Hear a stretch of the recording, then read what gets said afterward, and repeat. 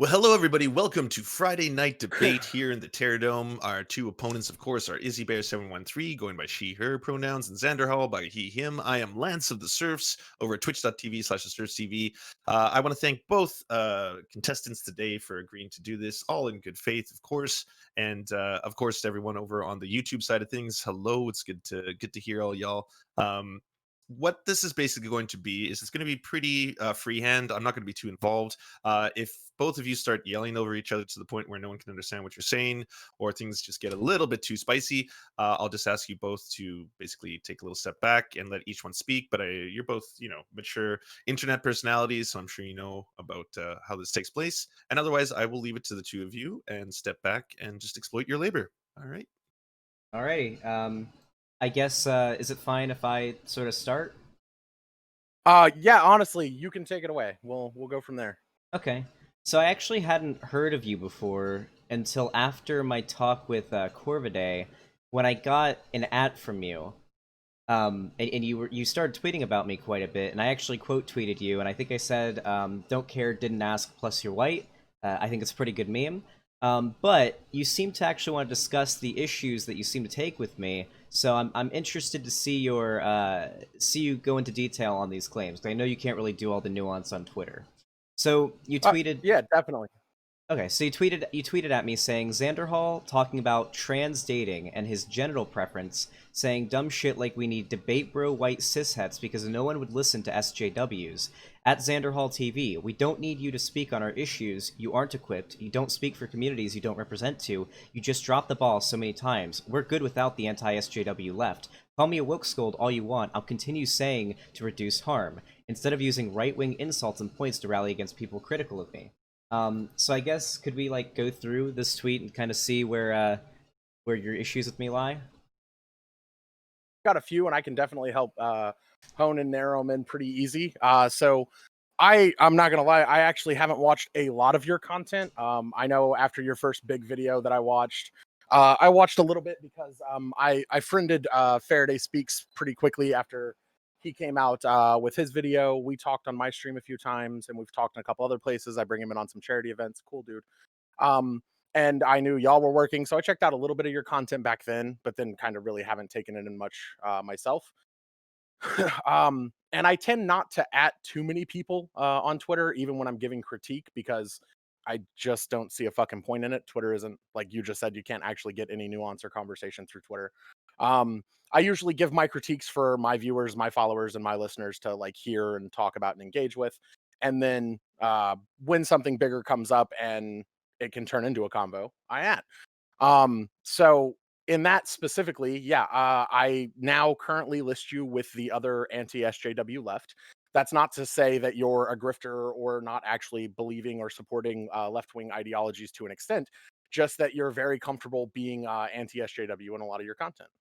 What do you mean by anti-SJW? Because I'm pretty sure if you are anti-social justice, I mean, I would probably identify as an SJW. If I was anti-social justice, would that even qualify me as being part of the left? I feel like that's a pretty important hallmark of being a leftist. I disagree entirely. I've been educating on this for years. I think one of my biggest talks about it was after Hassan first blew up.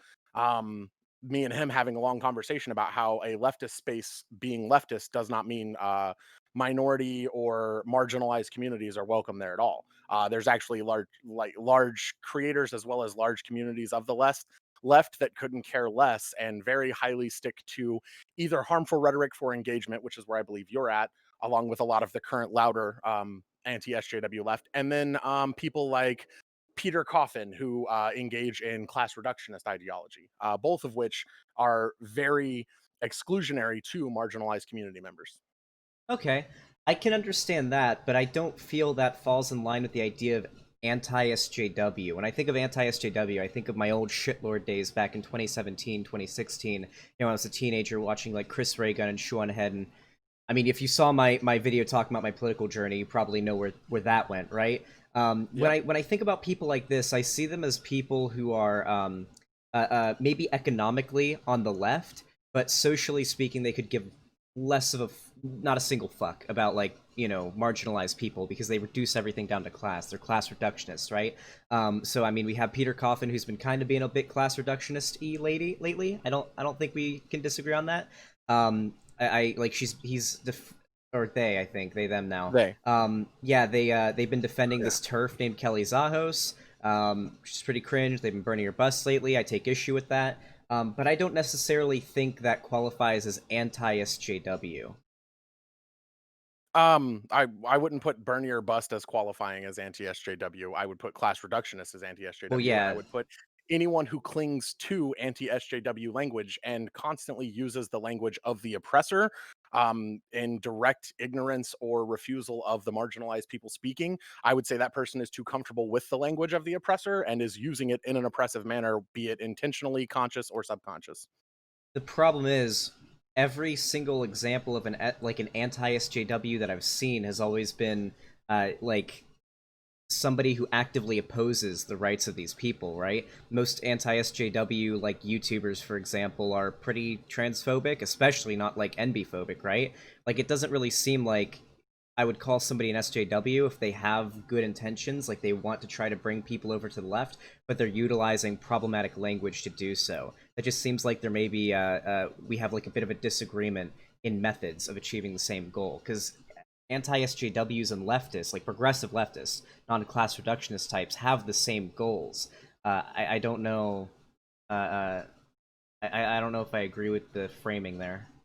I don't think I could agree that anyone literally using phrases coined by anti-SJWs, such as woke scold, could literally say they're not using anti-SJW rhetoric to promote their own rhetoric. Are you a linguistic absolutist? No, it's just like using the language of the oppressor is still going to be harmful to the people that it oppressed when they were doing it. Just because you're using the same language to promote leftist ideas doesn't mean you're not causing the same harm with that language. Maybe not the exact same before you try and split hairs because the way I phrase that, but you're still at least not causing some level of harm. It's not all measurable as absolute worst or none at all. There is all of the different levels that fall in between. Sure. So when I talk about things like this, I try to weigh the damage and the benefit, right? Because I care. I'm a consequentialist, right? So when we talk about ableism, like when I would use ableist rhetoric, the argument that I always had in my head was how much utility do I derive from engaging in ableist rhetoric and using that to bring people over, you know, who may not be so receptive to sort of a softer, more a less offensive form of of leftist rhetoric, and the people in my audience, or the people who may see me that aren't okay with ableism, that this rhetoric might hurt. So I had to weigh the ups and the downs, right? And when I talked to Corbidet, I thought he made a really good case for why I may be doing more harm with that ableist rhetoric than I'm doing good. So I was like, you know what? I'm probably going to cut down on the ableist rhetoric and not do that anymore, because I think it probably causes more harm than good. So there's that, but I don't necessarily think that if you are but using a word like based, let's use based as an example. Based is a term for like coined by the alt-right, and now the left uses it just to mean whenever somebody says something that's based, you know, like something that's good that we agree with, right? Usually if it's a brave statement. I don't necessarily think that adopting the language of these groups is always bad, and even if it is, we kind of have to weigh the good and the bad and find out if it's doing more harm than it is good. Kind of like how I did with the ableist rhetoric. I don't think that there's really a good analogy between co-opting like based compared to co-opting slurs or anything that can be like actually insulting, right? Whereas, I mean, I don't really call anyone based very much myself. I'm also not going to like flame somebody for saying it because you're not co-opting an insult or a slur. You're not comfortable with something used to like demean and dehumanize people. And it's more just the dumb descriptor that came out about someone who really knows what they're talking about and yada yada. That's just the way it goes. Okay, so I didn't bring up based as necessarily a direct comparison to, for example, the R slur. I used it just as an example of like a word that we've co-opted from reactionaries, you know. So obviously, base isn't like nobody has used base as like an attack against someone who's part of my like a marginalized group, right? I mean, not to my knowledge. I guess like some reactionary might say, trans people are bad, and then a bunch of like reactionaries will be like based, but besides that, right, like I mean, it's not a slur or anything like that. However, I do want to point out that how this affects certain people kind of changes depending on who they are, their experiences, what they're okay with, what their goals are. I personally, I know this is anecdotal, but I do personally know quite a few people who are part of marginalized groups that are fine with me using that ableist rhetoric. I've gotten a lot of people who said, I don't think you should stop using the ableist rhetoric, and I respond, I don't know, I think I may cause more harm than good doing that, and so I'm probably going to stop doing it. So it's not so much that one person who's part of this marginalized group can speak for all of the rest. You kind of have to feel it out in a way that you can't really get numbers for and say, is it reasonable to say that this is doing more harm than good? And if so, I should probably stop if my goal is to do good and not harm. See, this is where we're always going to have some level of fundamental disagreement. The part I don't like about people who call themselves consequentialists is I don't think that ignoring the harm you do is okay because you think or feel or see that you do more good. Doing the good is good on its own and is inconsequential to the factor that you're still doing harm. And if you have a way to change or reshape said harm, it would be for the overall better. Well, that's the thing, though. I don't necessarily care as much about like the philosophical or the I should say my uh, uh, like the pride behind doing what I believe is good. You know, like for example, let's say I was still standing by using like the R slur or something like that. Past me would have said, and let's assume that without a doubt, me using the R slur and engaging in ableist rhetoric results in a massive amount of people being pulled from the right and coming to the left and being like de-radicalized and sort of getting the edges smoothed out and all that. I mean, you know how the story works, right? Let's assume that Yeah, I without a hear that excuse doubt. all the time, but I also get like emails, DMs, and tons of responses from people who were in the alt-right pipeline or previous Trump supporters, and even in some instances, actual like engaging in Nazi rhetoric and involvement that have seen my content and started to reconsider and rethink things. And I do that without calling anyone any slurs. Sure. So a lot of So, I people mean, may. that's just as Here Yago anecdotal as Bub. people like you, Destiny, or Vosh saying that, like, "Oh, well, I reach so many people and it changes all of these things about it." But, like, that's what I'm saying. Like, I don't accept that as, like, the end all be all because plenty of other content creators who don't intentionally use harmful rhetoric have the same effect. Yeah, sure. So I don't actually stand by that position anymore. That's why I said like old me would have said this, right? Yeah, and so Okay, fair. Yeah, my bad. some people who are down the rabbit hole might come to your content and see what you have to say and be like, okay, yeah, I'll hear you out and actually maybe be de-radicalized by you. But I think you would agree with this. Most cisgender, heterosexual, white gamer boys online, hanging out on Twitch, hanging out on YouTube, they're watching their anti-SJW channels like the Quartering and No Bullshit and whatnot, aren't going to stumble across a stream by a trans woman and listen to a trans woman explain to them why they shouldn't hate trans people, right? There's sort of like a disconnect there where they don't respect trans people's identities in the first place. Chances are they aren't going to listen to a trans person explain why they should, right? That's why people like Destiny have been so effective in explaining like, hey, I'm a white gamer, bro. I'm very respected on Twitch. I've got a very long historied career of being like an esports guy, right? And hey, I can make a really good argument for why trans people their identity should be respected, and I can do so in a way that is going to appeal to you. You know, with the whole like edgy, haha, gamer aesthetic, right? You know, sometimes I think he used to. I don't think he does it anymore, but he definitely used to engage in ableism. He even used to engage in like other types of problematic rhetoric back in the day. I don't think it's a good idea to discard that method because we do have to understand the people we're trying to reach aren't going to listen to somebody who's part of a marginalized community explain why that marginalized community deserves respect, generally speaking. But so there's multiple levels that I can engage on this with, and I would actually like to touch base on multiples of them.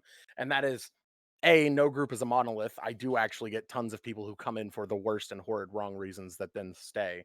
Um, you probably don't know it about me because, as you said, you don't watch my content. I had my big blow up because I found Hassan Piker when he was no one on Twitch. I was a huge fan and follower, saw him tweet out one of the early links, got there when he had less than 10 viewers. He was horrible and had no idea what he was doing. I ended up being his first mod. I taught him how to use and create actual scenes and stream. He blew way up. He's put me in the Young Turks videos. He's pulled me on a dozen times. I've been featured on the Raj Patel with like 20,000 people watching. For a year, I held pretty extreme numbers myself, doing this constantly, debating, educating, blood sports, every dark corner of the internet. And through that, I have seen hundreds and hundreds of people who do come in for those wrong reasons that end up staying because of listening to what I'm saying to some jackass who isn't going to have their mind changed at all in the conversation. But then furthermore, you have at least some level of a point. There is a large majority of people who won't want to hear it from someone like me, especially me. I'm a non-passing trans woman, and I don't hide that fact or like feel ashamed or sorry for it. So there is always that threshold that at some point has to be crossed. My problem is when people constantly claim themselves to be these champions that can do a great job fighting for trans rights and a great job reporting it, that then still constantly misspeak or say things that are harmful or that stroke subconscious, subtle, societally programmed biases that they're not even paying attention to because they don't see. At the end of the day, a cis person speaking for us is just usually going to end some level of bad because you can never actually empathize and fully understand the struggle most trans people go through. A cis person speaking with us and helping us and uplifting our voices or using their platform to try and get the right things across isn't bad. What's bad is when somebody keeps constantly making these major errors, but then anytime the trans community tries to say, hey, you're messing up, they're like, fuck you, my trans followers are fine with it. Woke, scold, block, and then makes a 20-minute video about angry cancel culture woke lits on Twitter, angry hate mobs. Okay, so there's actually a few things I want to go over there. So first, you brought up that that I may be overlooking, or as I think I'm probably included in this example you gave, right? More or less. From what I've seen to some extent, yeah. Okay. So you brought up that I may be overlooking some internalized biases or transphobic beliefs or attitudes. That's something I've never denied. I think that everybody, no matter how woke, has internalized bigotry and biases, but what makes you woke is the ability to recognize it, not pull like what the anti-SJW types do and say, oh, I'm not racist, I'm not bigoted, just because I have like, but why are you calling me racist? And freaking out about it and saying, yeah, you know what? Society has probably taught me a lot of these things. I probably have grown up with a lot of these ingrained biases and problematic ideas, but what makes the difference is that I acknowledge them and I try to do something about them. Now, the examples that you brought up of me engaging in problematic behavior, we'll get to that more in a minute because I don't necessarily agree that these things are problematic. And another thing I wanted to talk about was my audience, right? How you'll oftentimes call somebody out for this, and then that person will say, "Well, I've got a big trans audience," and like block you, right? Now, Yep. let's say I was Blair White, right? Blair White loves to use this example. Oh, I've got a big trans audience, and how can I be transphobic? I'm trans, and my trans audience likes me. How many trans? She always likes to bring up stories about how she'll go to some event and she'll get a parent that goes up to her and says, "Thanks to your videos, I accept my trans daughter now." And that's well and good, right? But if we look at the actual material of what Blair White is saying, her rhetoric directly harms trans people. Doesn't matter that she's trans. Yep. Doesn't matter that her audience has a lot of trans people in it. It's what she says and does that actually matters. The problem is, Correct. with me as an example, I don't think what I say and do is harming trans people. Just because you don't think it doesn't mean you're correct. Okay, I mean, do you want to move on to, like, where you think I'm harming trans people? If you I want to, we can appreciate jump your into open the mind to genital good preference. points. It became the I have a response to lot the of debate that I respect made for you, popular on Twitch Xanderhall. that Less put than me 3. on Raj Patel. Literally, that defense came out of Destiny's mouth first in response to what I was saying. Yeah, I was going to Um, add too. If you guys are going to get too deep into the woods with language, we might have to ground our moral axioms or something to that effect. Well, just so we don't spend too much time on like the pedantry of like what do you think this means? What do you think this means? But if you're going to specific examples, that's pretty different. Yeah, no, I thought we would go over some of the claims that she's made in regards to what she seems to be problematic about my rhetoric, and especially, I guess we can get into what you said in the tweet. Me talking about trans dating and genital preferences. You seem to take issue with my position on that, and I guess I'll characterize my position now. My position is that genital preferences in themselves are not transphobic.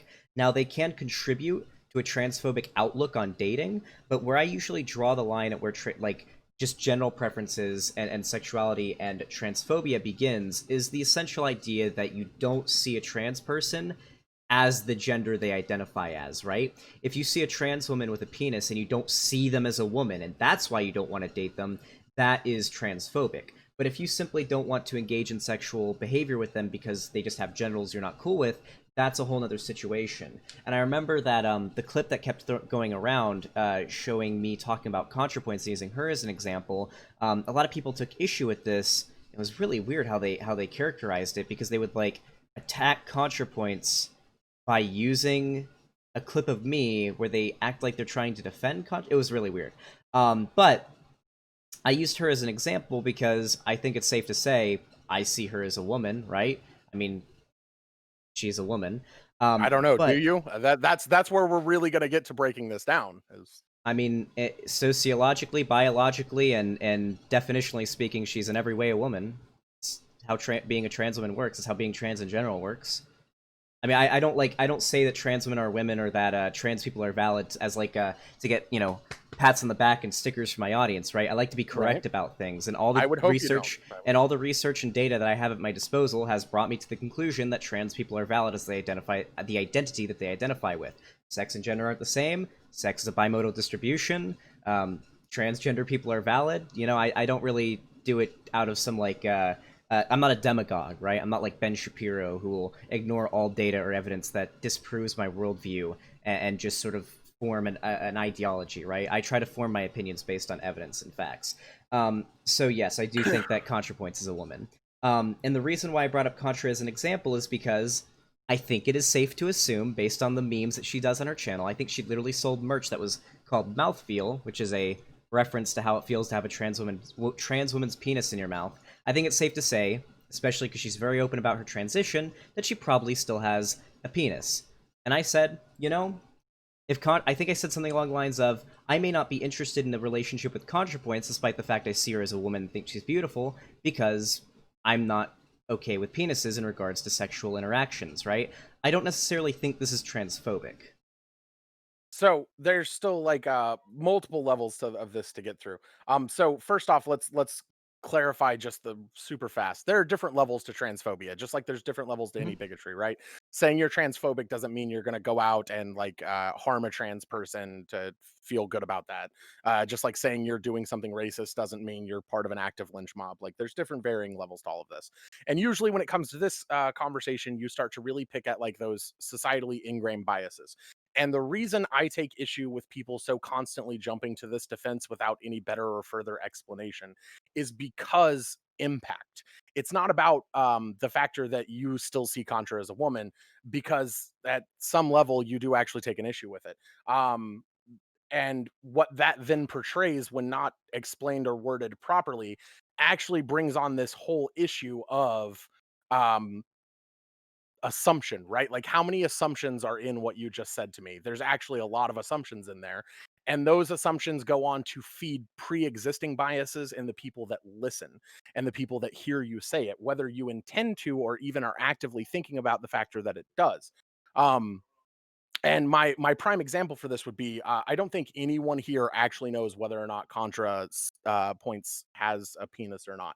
We know she's previously made jokes about it, but then I haven't heard a direct reference to say that it is still there in quite a few videos. It could be, it might not be. We don't know. It's whatever with her transition. That's between her and whoever's going to see her naked. Schrodinger's Um, penis. right. The problem herein lies that it does lead to all of those assumptions, though, like the assumption that Contra still has a penis. I don't really want to use any specific person for examples.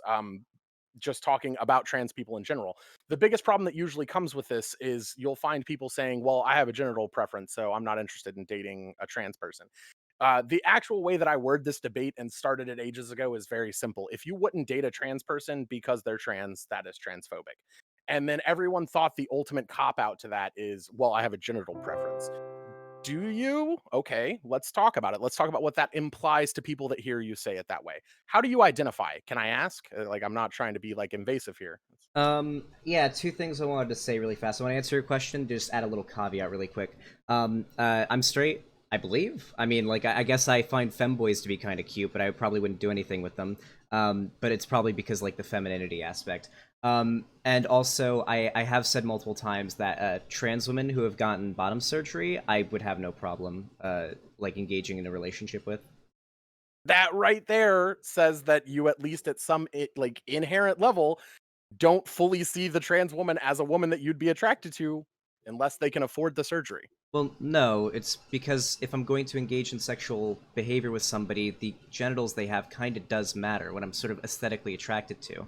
It's not so much that the Who's to say that like those genitals would even come up in that? Who's to say I, well, I mean, that that's a permanent situation? That would involve like a very long conversation between you and the potential well, partner. yeah, we're assuming here that like I'm obviously it's possible that they could in the future end up getting like surgery. That's cool, but if I'm going to have sex with somebody, I'm pretty sure genitals are going to be involved. That's absolutely inaccurate. You can very much tell you haven't interacted with a lot of trans people on that level. A 4-year-old just walked in the room, so I'm not trying to say the exact word right now. Hey, can we move her to playtime?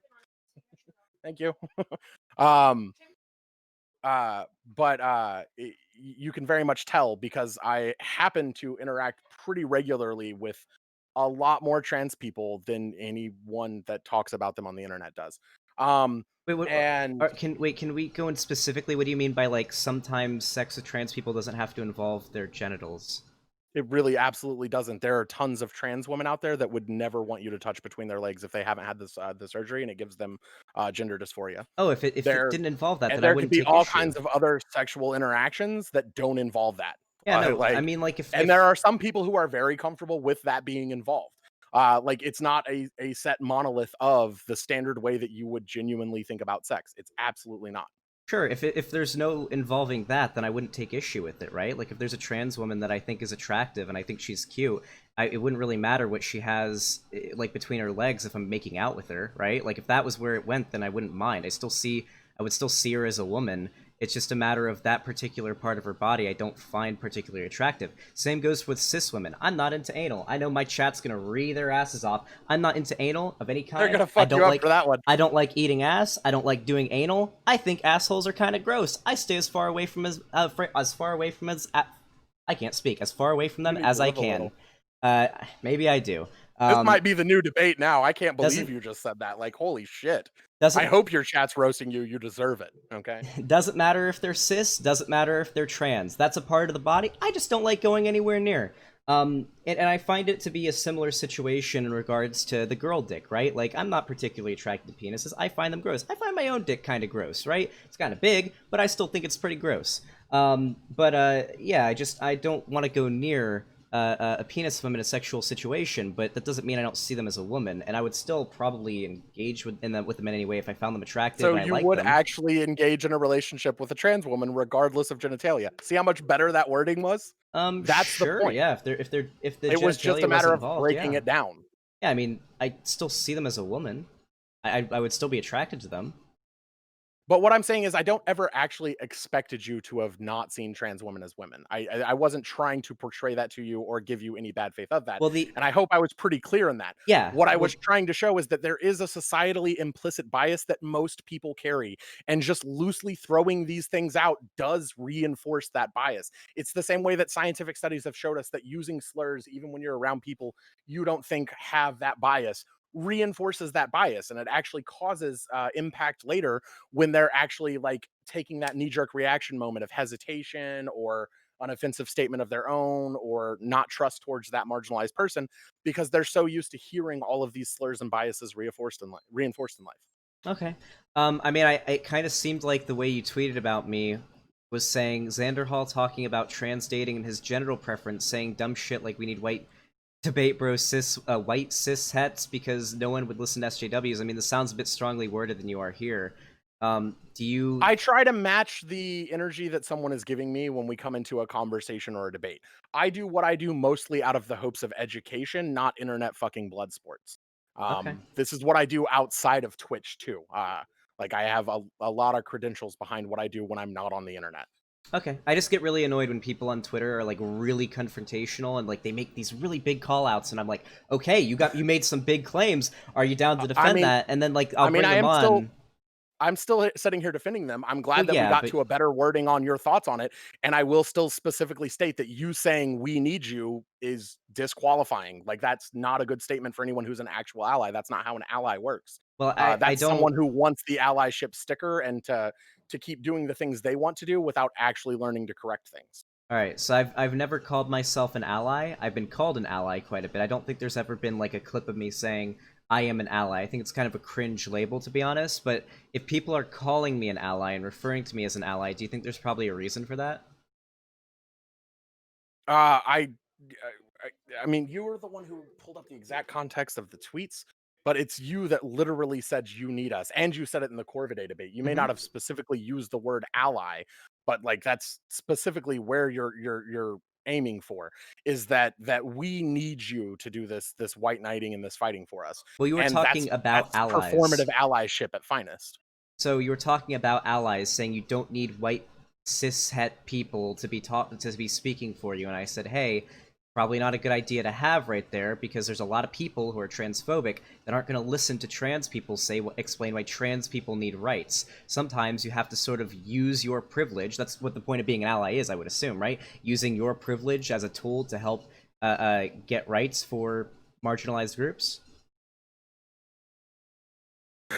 I'm pulling up the tweets myself now. You need allies if you want your movement to succeed. I Mm-hmm. effectively argue for the validity of trans allies. Nice id poll though. You Trans did people. specifically say that I need allies in reference to yourself. You Yes. did. I Like mean, I don't that think I that. called myself an ally, but I guess the implication is there, Then so we who can are go with you that. referring to us needing in that? In When it's me general, white responding to me debate cis specifically debate adding you. bros, just in But general, you white don't cis you're not calling allies. yourself an ally in that because it definitely seems like you are. I mean, This the seems like a really dumb thing to I'll split admit hairs on. the I admit the implication is there, but I don't. I've been called like I've been told a lot that I call myself an ally, and I don't feel like that's ever a label I've gone by. I guess it's more so that people just sort of refer to me as that because the context of what I say, right? A lot of my content is focused on like defending trans people, you know?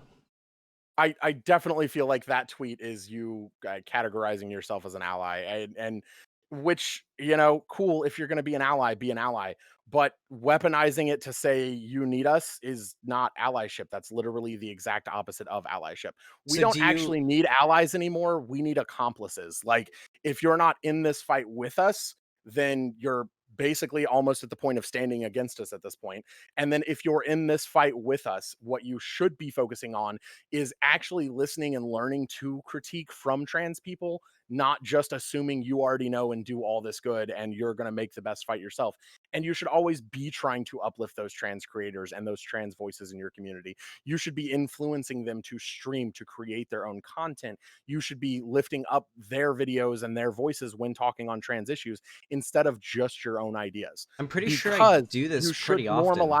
normalize the idea that people can listen to those trans people about it, because this brings us right back around to the beginning, where at the end of the day you are cis and you can never fully relate to everything. You can try to understand and you can do your best. That's not an insult, but there is a level that you will never fully understand and process. Okay, so yeah, so for starters, I don't think that uh uh hold on a second. Somebody is adding me in another server. I gotta make the ping go away. My ADHD. No, so I don't. I actually want to get to the crux of what you think here. Do you think that referring to me as being like cis white het is really an argument against my credentials of talking about these issues? Not about talking about them in general. I never insinuated as such. It's You- how you talk about them and whether or not you're willing to like work on the corrections and betterment, which I've So seen you your like attempted apologies. And like the last one I watched was when you went for the statements against Essence of Thought.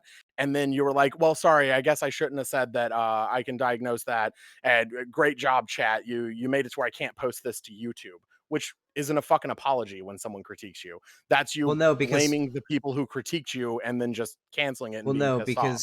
because what happened was I worded what I was saying very badly, and then my chat got really angry, and then I reworded it in a way that made sense, and they're like, "Oh, okay, we're cool now." And I was like, "Well, that looks pretty bad for YouTube now, right?" But I just left the stream up as its own stream because all we covered that stream. It didn't really feel worth making into a video. Also, I wanted to clarify here, or I wanted to actually go over this again. You didn't just say that, oh, maybe I need to like step back and let trans people be heard. Maybe if trans people are speaking out against me, I need to, the fact that I'm white and cis doesn't matter. You literally said, we don't need you to speak on our issues. You aren't equipped. You don't speak for communities you don't represent. Yep, and if you go on to actually finish the entire tweet, I told you to go ahead and stay in your lane where you do work and talk to your de-radicalized people and stick to what you know. Because Do you if you're think not stay in your actually lane? going You think stay in your lane means keep doing what I'm doing? Because that's what I'm doing. Yeah, what I'm saying is you don't speak for trans people, and my biggest contention is you acting like you do and speaking down to trans people when called out on issues and saying, "Well, I do so much for the trans community, I don't fucking have to listen to you," is essentially what it boils down to. So what about I actually want to bring up an example. Do you know of a you probably don't because he's pretty small, but he actually made some waves a while back when he made a video on me and Vosh. His name is Transbra. Have you heard of him? No, I have not. Okay. So he's a trans guy. And he's like a big time Ariel Scarcella, Blair White simp, just like turf light, like shrew scum type.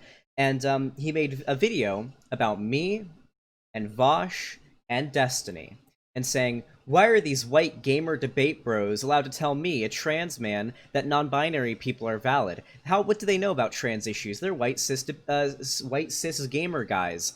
And obviously me and Vosh covered each video, and I covered it. And my argument was, for the most part, it doesn't necessarily matter what my identity is. Doesn't matter what Transbra's identity is. What matters is what we're saying. What Transbra is saying unquestionably hurts trans people, and he's trying to use his identity as a shield and my identity as an attack towards me and what I have to say, ignoring the arguments that we're making. And that's what I take issue with. You wouldn't go by the same logic if it was anybody else, if it was Blair White or Transbra making this argument. It's only because people you agree with are bringing up these issues that you are using this argument.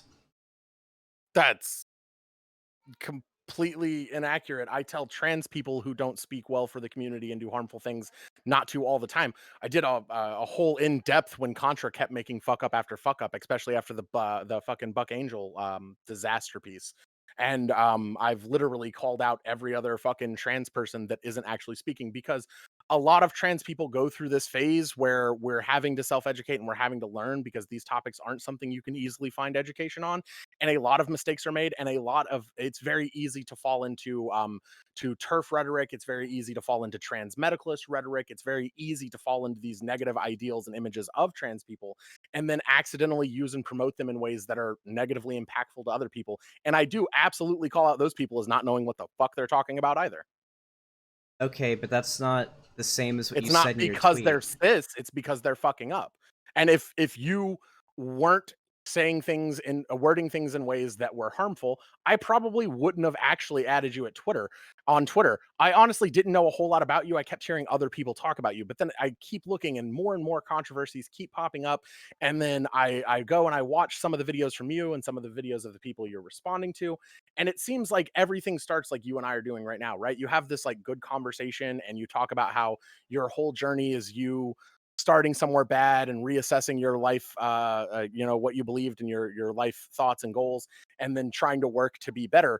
But it all seems like now that you have a platform and an ego and your pride, all of that changing is behind you, because you'll have good, calm conversations when you're talking to someone, and then you'll completely just fucking ignore everything and forget everything.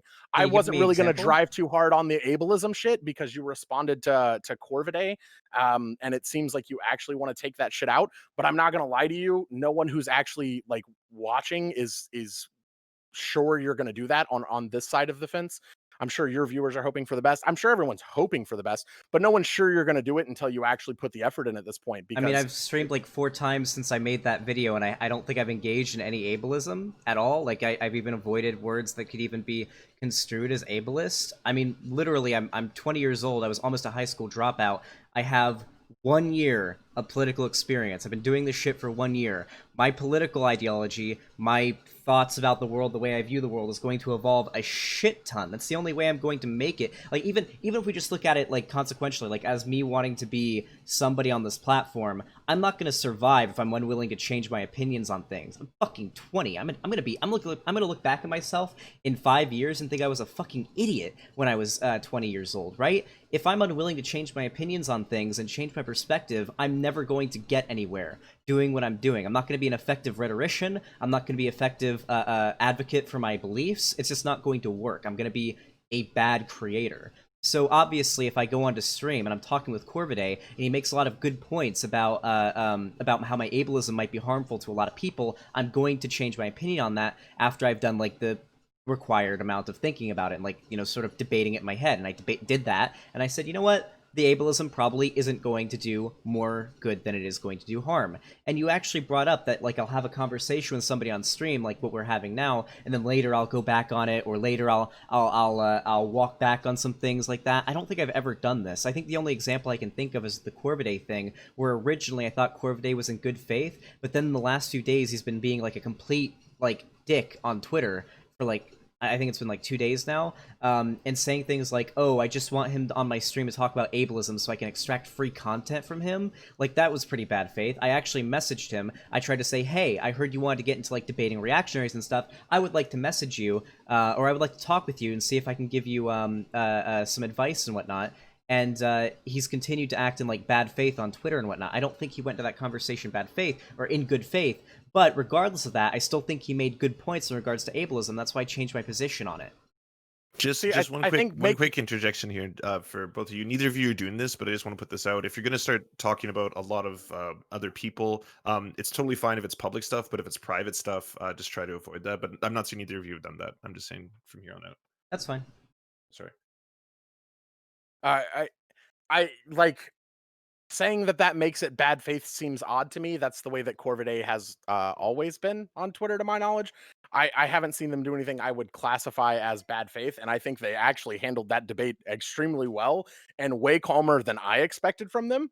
And Well, y'all yeah, seem to make, like, good points, but then, like, you released the video reflecting on it and immediately started talking about how shitty they were pre-debate on Twitter, Mhm. instead of, like, actually sticking just to the context of the debate and how much that did or didn't affect. So the reason why I talked about that in my stream reflecting on it is because I was reflecting on what happened. The reason why we were debating in the first place was Corvidae made a bunch of tweets about me, and a lot of them were very damning accusations, many of them involving drama that I assume the Surfs doesn't want platform, and that's fine because we're not talking about it, but had made some very damning accusations about me from their platform.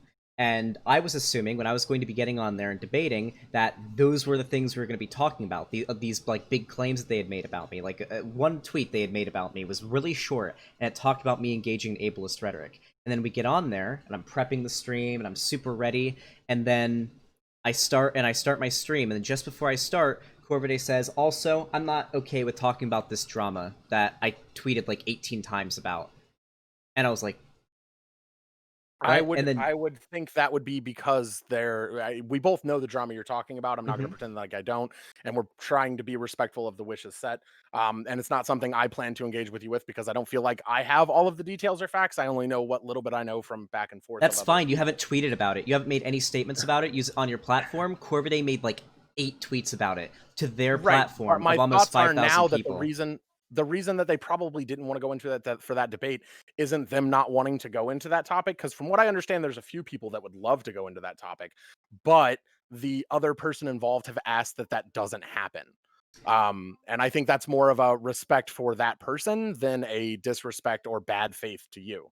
I I mean, I'm think that's not. why we've seen a lot of the tweet speed on that topic slow down, Mhm. unless I'm mistaken and you're getting ads that I don't know about, which is holistically possible. I don't stalk your Well, Twitter, no, so. because the person I'm not going to get super into this, but I am working on a video right now because I have to. The other people involved with this drama, their lives are being negatively affected by the actions of this other person, lying about them, and they're not happy about it. So they've decided it's time that they make a statement as well. So I'm going to let them speak on this issue because no one's going to believe me because it's going to be he said, she said. But if it's she said, he said, she, and she said, then that'll change things. So that's where I'm going to leave it. But the issue is, and without talking about the drama itself, what Corvidae did was make these massive claims on their platform. They were completely happy making these indefensible claims because, yes, I can absolutely destroy these claims that they made against me on Twitter. I have screenshots and evidence to back it all up against me. And then once we got on stream, they wanted to laser focus on the ableism stuff, which is probably the weakest subject. And then after being super toxic on Twitter,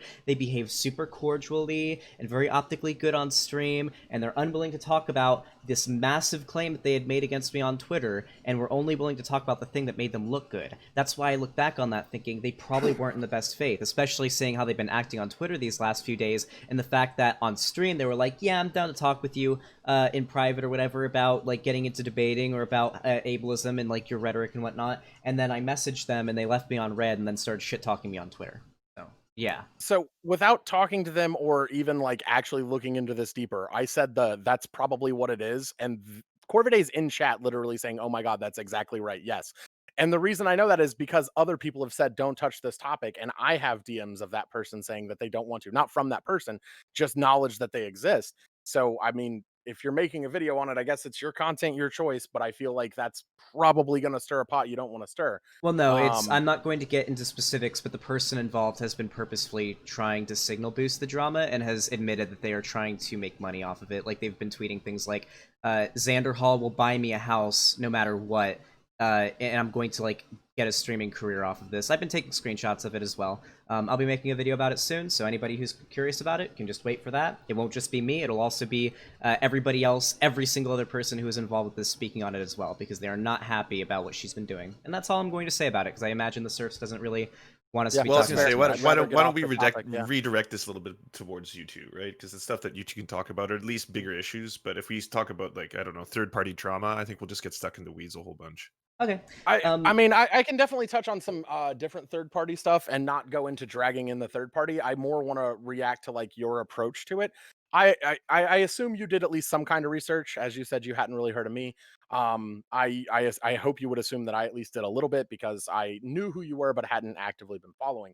Um, the armchair diagnose thing, I feel like you just swept that away pretty quick because you felt like it was a bad portray.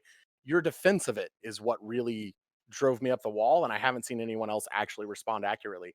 Do you actually think the cycle of abuse from 1979 is the most realistic way to go about judging whether or not abuse victims abuse somebody? Because you're the only person still using that model if you think that. No, I don't think I stand by anything that I said there, besides the idea that it's certainly possible, and I assume possibly even likely, that if you are abused, those ideas and those behaviors might be normalized in your life, and you may replicate the same behavior. I don't think this is like an outdated thought process, but the reason why I took it back was because it was armchair psychology. I don't feel comfortable diagnosing someone like Essence of Thought, who I will stand by every other issue I have with them. I certainly think they're a terrible person, but I don't know if it was I mean, I could appropriate pull for out me my to armchair diagnose with DSM-5 them. and a bunch of other references, and we could have some real conversations about this at some point if you want. But if you actually think that being abused cycles you into most likely being an abuser, you I didn't have say it horrendous thoughts on most. that, and you are not authoritative on the I subject, didn't and say you it should most not likely claim so. did. I took back what I said about that because I didn't feel that I could authoritatively You speak just about said it that because it if was somebody armchair is abused, it normalizes those behaviors. All I know is that people who are abusive, from what I've seen, at least with data, I may be wrong, tend to have been abused earlier in their lives. However, I may be wrong, and there's a reason why I retracted that statement, because I didn't feel I could authoritatively speak on that issue. It's not a hill I want to die on. I don't really care about it that much. That was months ago, and I decided to leave that behind because I thought it probably wasn't a good thing to say. Um, I don't know any other specific topics you want to bring up. I feel like we've conquered the ones that we definitely highly specifically focused on in our Twitter interaction. Um, I mean, you tweeted a few more times about me. This was just the first tweet. I stopped tweeting directly at you like I would normally do with anyone, but specifically like I do when someone just tries to quote tweet one part of a thread to get just that context and create a new narrative for their fan base to interact with and get excited about. specifically leaving out everything else to it and only responding to that part like it's the only part that matters, because I feel like quote tweeting someone instead of just having one long conscious thread is a gotcha attempt to look fucking good for the public and the blood sport side instead Oh of well, actually engaging. I don't debate on Twitter. I think Twitter discourse is cancer, and every time I've ever gotten into it, I would oftentimes end up getting like dogpiled, and eventually I get like banned off of Twitter or something like that. So for at least the last 6 months, my philosophy has been: if you're unwilling to come on and debate, which props to you, you were. I'm just gonna like quote tweet you and say, and then like drop like a meme or something like that. I'll drop like a Keck W if it's something I think is funny, or I might do like the most recent meme. Like for you, I did "Don't care, didn't ask," plus you're white, because that's a spicy meme right now. It's a fucked up meme, but No, it's a spicy one. I love it. But I mean, we can go into some of like you vague tweeted about me like a few other times. You can go over what you said there if you want. you can feel free. I Okay. here's my standard of this. I don't back down from the possibility of debate, engagement, discussion, or education. If I say, tweet, or post something anywhere on the internet, I am willing to defend it or be taught that I'm wrong on it and reevaluate and make my own fucking statement after.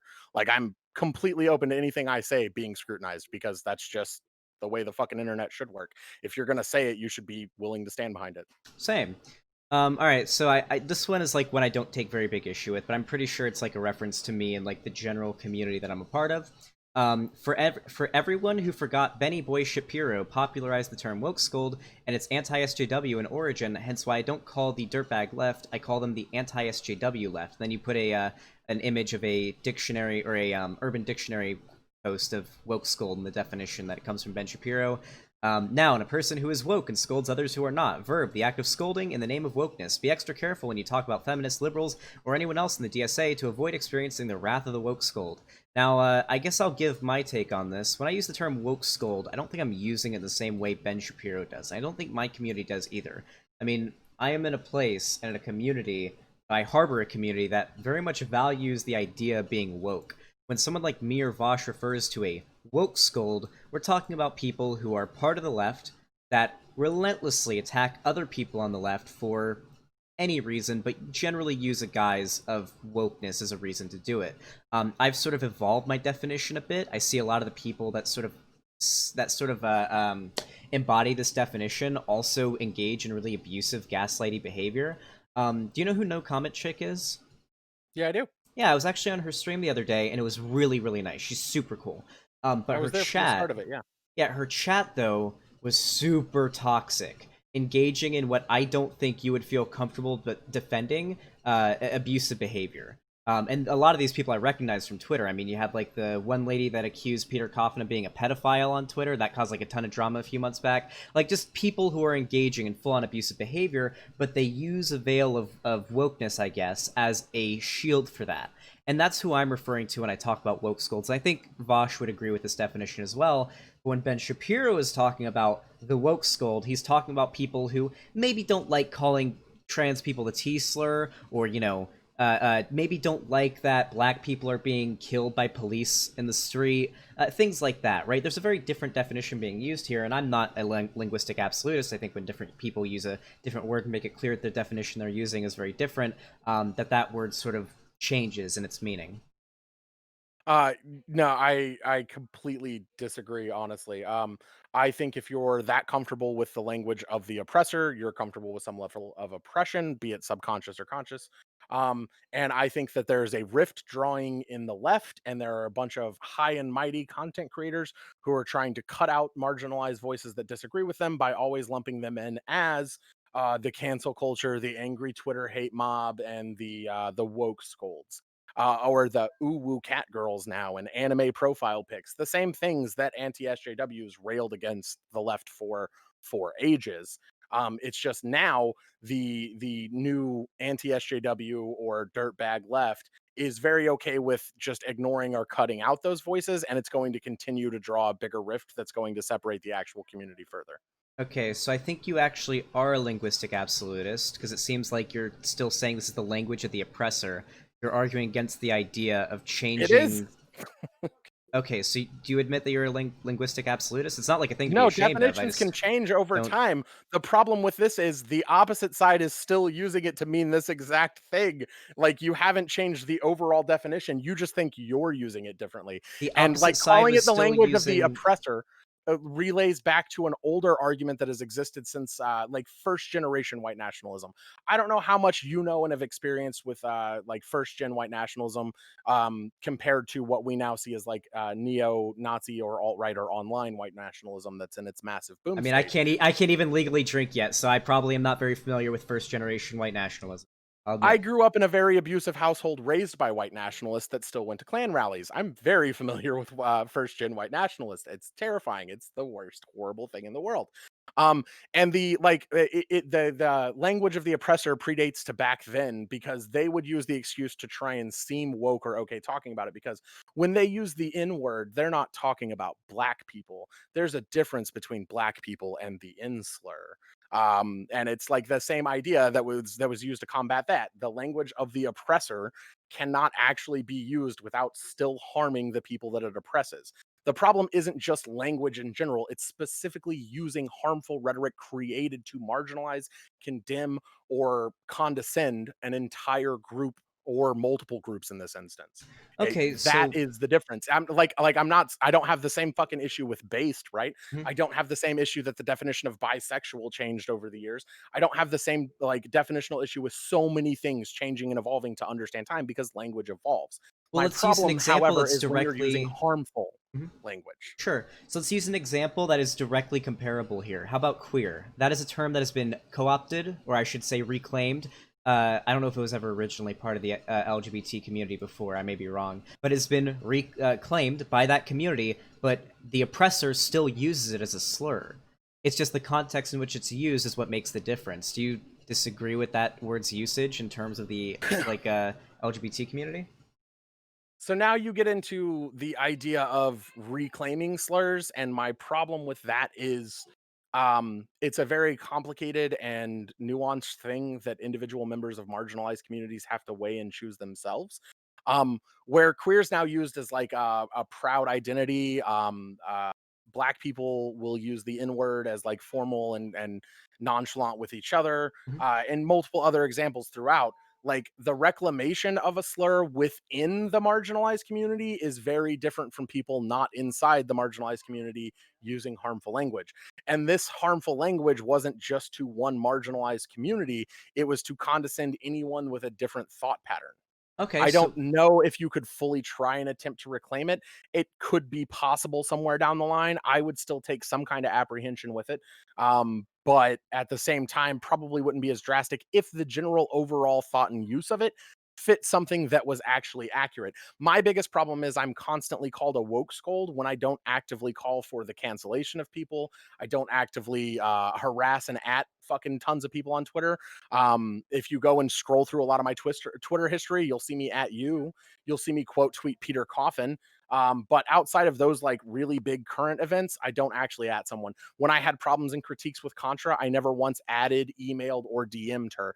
And I've literally spoken with her multiple times after holding the charity events and producing the charity events for fucking Philosophy Tube. I've had the opportunity to rail at her directly, but I understand that she's getting tons of fucking hate. And if you're not approaching it as actual critique, there's not a fucking reason to try and put actual critique in the conversation. mhm. So That's the difference. Is woke scold is still isn't even being used to actually mean something useful and tangible. It's being used to marginalize and separate groups, okay, so there's even by two. you leftists. Okay, so there's two issues that I take with that. So first, the original. So technically, we are reclaiming the term woke scold, right? Because if I talk to Ben Shapiro right now, I am 99.9% sure Ben Shapiro wouldn't be able to help himself from calling me a woke scold. Because by his definition, I am absolutely a woke scold, right? This is a derogatory term used towards me, would be used towards you, because we're both lefties, we're both progressive, right? So if I'm using this term, if the lefty community in general is taking this term and using it to refer to a group that I think most people, at least within my audience, would agree are certainly counterproductive to the growth and the success of the left. I don't really see this as a word being used to silence minority people or marginalized people within the left. I would It like. definitely is. I would also like to point out that a lot of the people that I see on Twitter that I've called woke scolds are not part of any marginalized group. Some of them are like white cis heterosexual people that just don't like me for some reason want an excuse to attack me by saying I'm not I'm not pure enough for them. Like, I don't think that this is in any way comparable to the language of the oppressor in regards to, the reactionary shit, like slurs and whatnot. Unless, like, you think woke skull is a slur towards progressive people. In which case, we're reclaiming it. We're taking it back. I don't think you get to reclaim it because you're not claiming it and wearing it as a badge of honor or enjoying it or accepting it or using it as a self descriptor. You're trying to reframe it to mean the people that disagree with you. They don't particularly disagree with me, actually. I think the average person I would call a woke scold, if we like laid out all of our opinions on the table, we'd agree on everything. It's the way that they act and the way that they behave and the engagement that they or the way they engage is the reason why they get that label. Generally speaking. But that's the thing. Like, it's ascribed to tons of fucking people who don't engage in the way that you describe woke scolds. Oh, sorry, Like, repeat that? especially a fuck ton of trans people and any trans person that doesn't show their own fucking face on Twitter. I mean, I guess people that like at me and say that I'm like a piece of shit, go like yeah, whatever. That say that they're like cis and have their pronouns in their bio may be lying about it, but I'm pretty sure that this isn't directed at like a particular marginalized group or generally marginalized people. It You seems like might the not be intentionally majority. using it for just that. Sure, You I may not. completely get what you're I'm about to not trying to say. I ascribe that. completely understand what you're about to say. Let me continue. In fact, I think the majority of marginalized people would not come anywhere near the definition of woke scold that I use. I think it's a very small minority of people within the left, regardless of their identity, that are engaging in this behavior. I think they're problematic for the left, and that's why I think it's worth giving them a label and talking about how we confront this issue. I mean, I think some of them may be good faith and may be able to have their minds changed. However, I think many others aren't particularly in good faith, are maybe just trying to find an outlet for their abusive behavior, and they're using a guise of, you are not progressive enough, you aren't able to speak for us, as a way of sort of venting their abusive behavior, because they tend to act and You behave in calling it abusive abusive ways. behavior just sounds so much like fucking tone Okay, police. we can't keep talking over each other. So let one person finish, and then I thought he was done counterpoint. there. I was No, I was trying to done. I chime in was because I done. thought that was your end of the Okay, sentence. My bad. But yeah, yeah, no worries. you literally calling it a vent for abusive behavior literally sounds exactly like fucking tone policing. Do you expect people who are being like attacked or fucking categorized or fucking ignored or fucking shit talked to always just come in like, please sir, could you maybe stop being a dick to me and listen to my positive critique? Because that doesn't actually fucking work on modern day and age, especially not on fucking Twitter. And beyond that, like, you can't expect like fucking marginalized or irritated or fucking upset people to always just like be the most fucking happy go lucky, fucking poly positive. Like, it's not a goddamn thing. Okay, so I do not do respectability politics. I don't advocate for it. I promise you that I am probably one of the least in favor of respectability politics you can imagine. I fucking love it. I actually, I'm not going to give my opinion on the riots happening right now because Lance is streaming this on Twitch and I'm streaming this on YouTube, and I'd rather not get in trouble. But I do not like respectability politics. I do not expect people who are part of a marginalized community that are facing oppression to just say, oh, okay, well, hey, can we... And be, like, super respectable, right? I think it's completely valid that they may engage in ways that are not particularly good optically or maybe not, like, the most rational way to go about things. But I don't think that excuses abusive behavior, gaslighting, and like, harassing people. I don't think, especially people, well, particularly people who most certainly are not what these people claim they are. Like ContraPoints, for example. I don't think, like, bullying ContraPoints until she was so depressed she took back up into being an alcoholic. I don't think that's, like, I don't think that's excused by any, like, wrongdoing ContraPoints might have done. That's No, abusive but I behavior. also think constantly hiding behind just saying woke scolds took issue with it prevent any actual idea of critique. Do you know how many times I was called a fucking woke scold for saying that Contra made serious fucking mistakes without ever fucking throwing them directly at her? Just talking to my community and anyone who happened in. Do you know how many fucking times it was levied and thrown at me? The same to anyone else who actually fucking said anything. Even though some of those videos, like Corviday and Lex, that fucking Contra herself then put in her next video and said, if you want to hear some actual critique of me, go check these out. Like, but those are two out of like hundreds of actual critiques that were levied. But instead of actually having a chance to give that critique to someone who's making a fucking mistake, you get literally chumped in with a fucking angry Twitter hate mob and part of fucking cancel culture. instead of actually being able to have a fucking conversation. And do you not then realize how much that's going to piss people off and then just continue to fuel that fire? No, I completely understand that, and I don't speak for anybody but myself, but what I will say is that if you have a massive group of people going after somebody with, and I don't think you would, I don't think you would deny this, a lot of abusive behavior. Do you think that a lot of the shit that ContraPoints was getting was absolutely abusive? Uh, there was definitely some points of abusive reactions. Anyone that engaged in doxing, Mhm. fucking, I'm sure that there were some like abusive things, but I would not categorize most or predominantly all of it as abusive, Or because a attacking her lot of what I friends, saw were or people trying to say, hey, that's not okay, that's actually really hurtful, why would you say something like that? And then 100 contra stands replying to that with how fucking dare you, because stan culture has gone too far.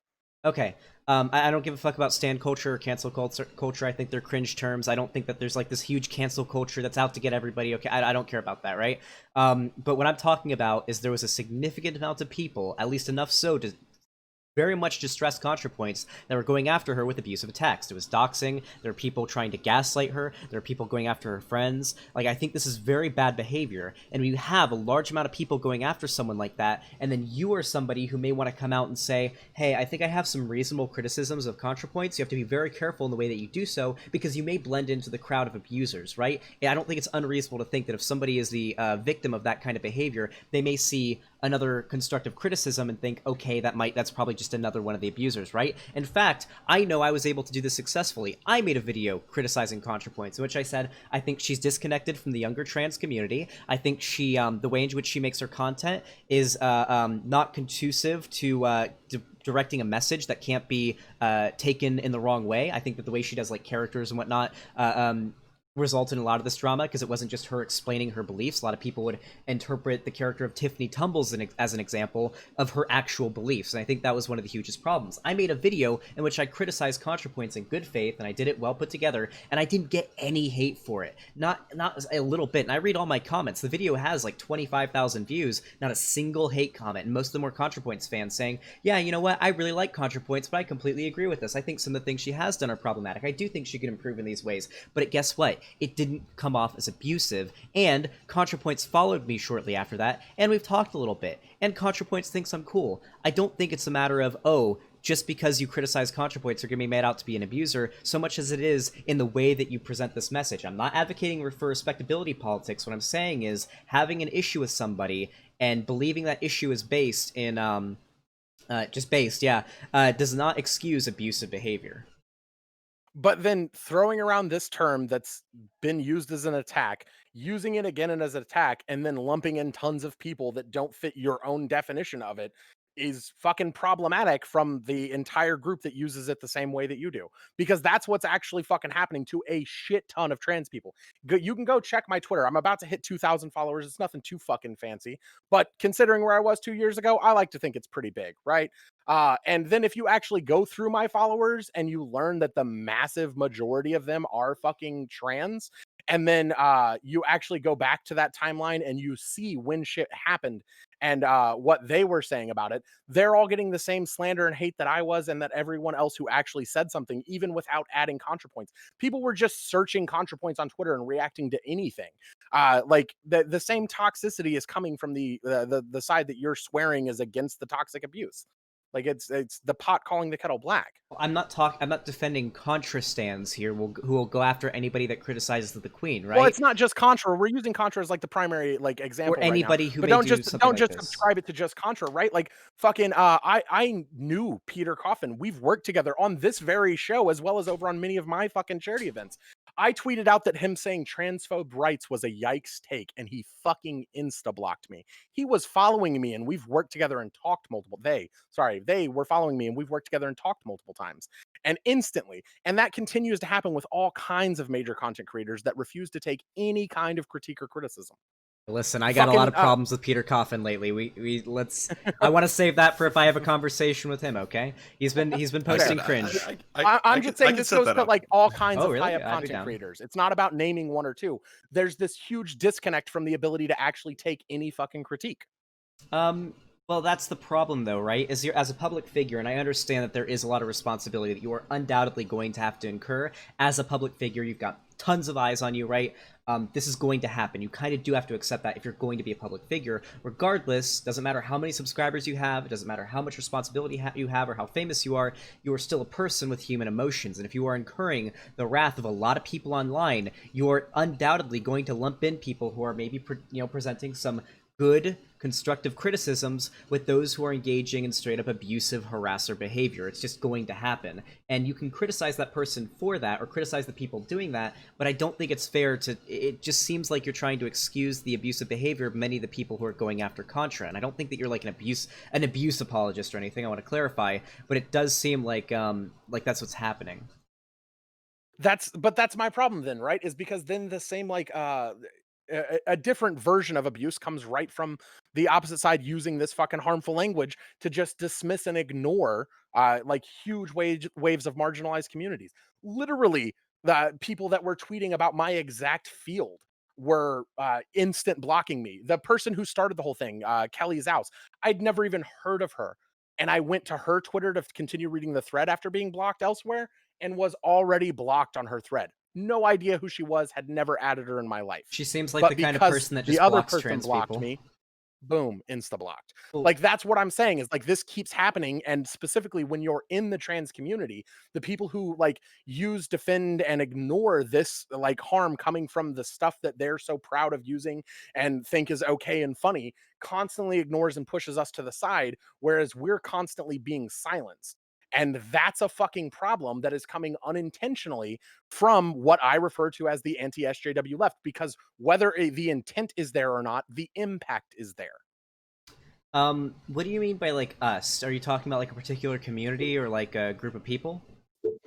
Mainly like the trans community is what I mean there. I do not think nearly the majority or even like a significant amount of the trans community really would agree with this group that is like super critical of Contra. I know a fuck ton of divide exists on this. There are a fuck ton of trans people who do take issue and a fuck ton of trans people who don't take issue, which is its own sentiment to the factor that we have this huge issue around trans language and education.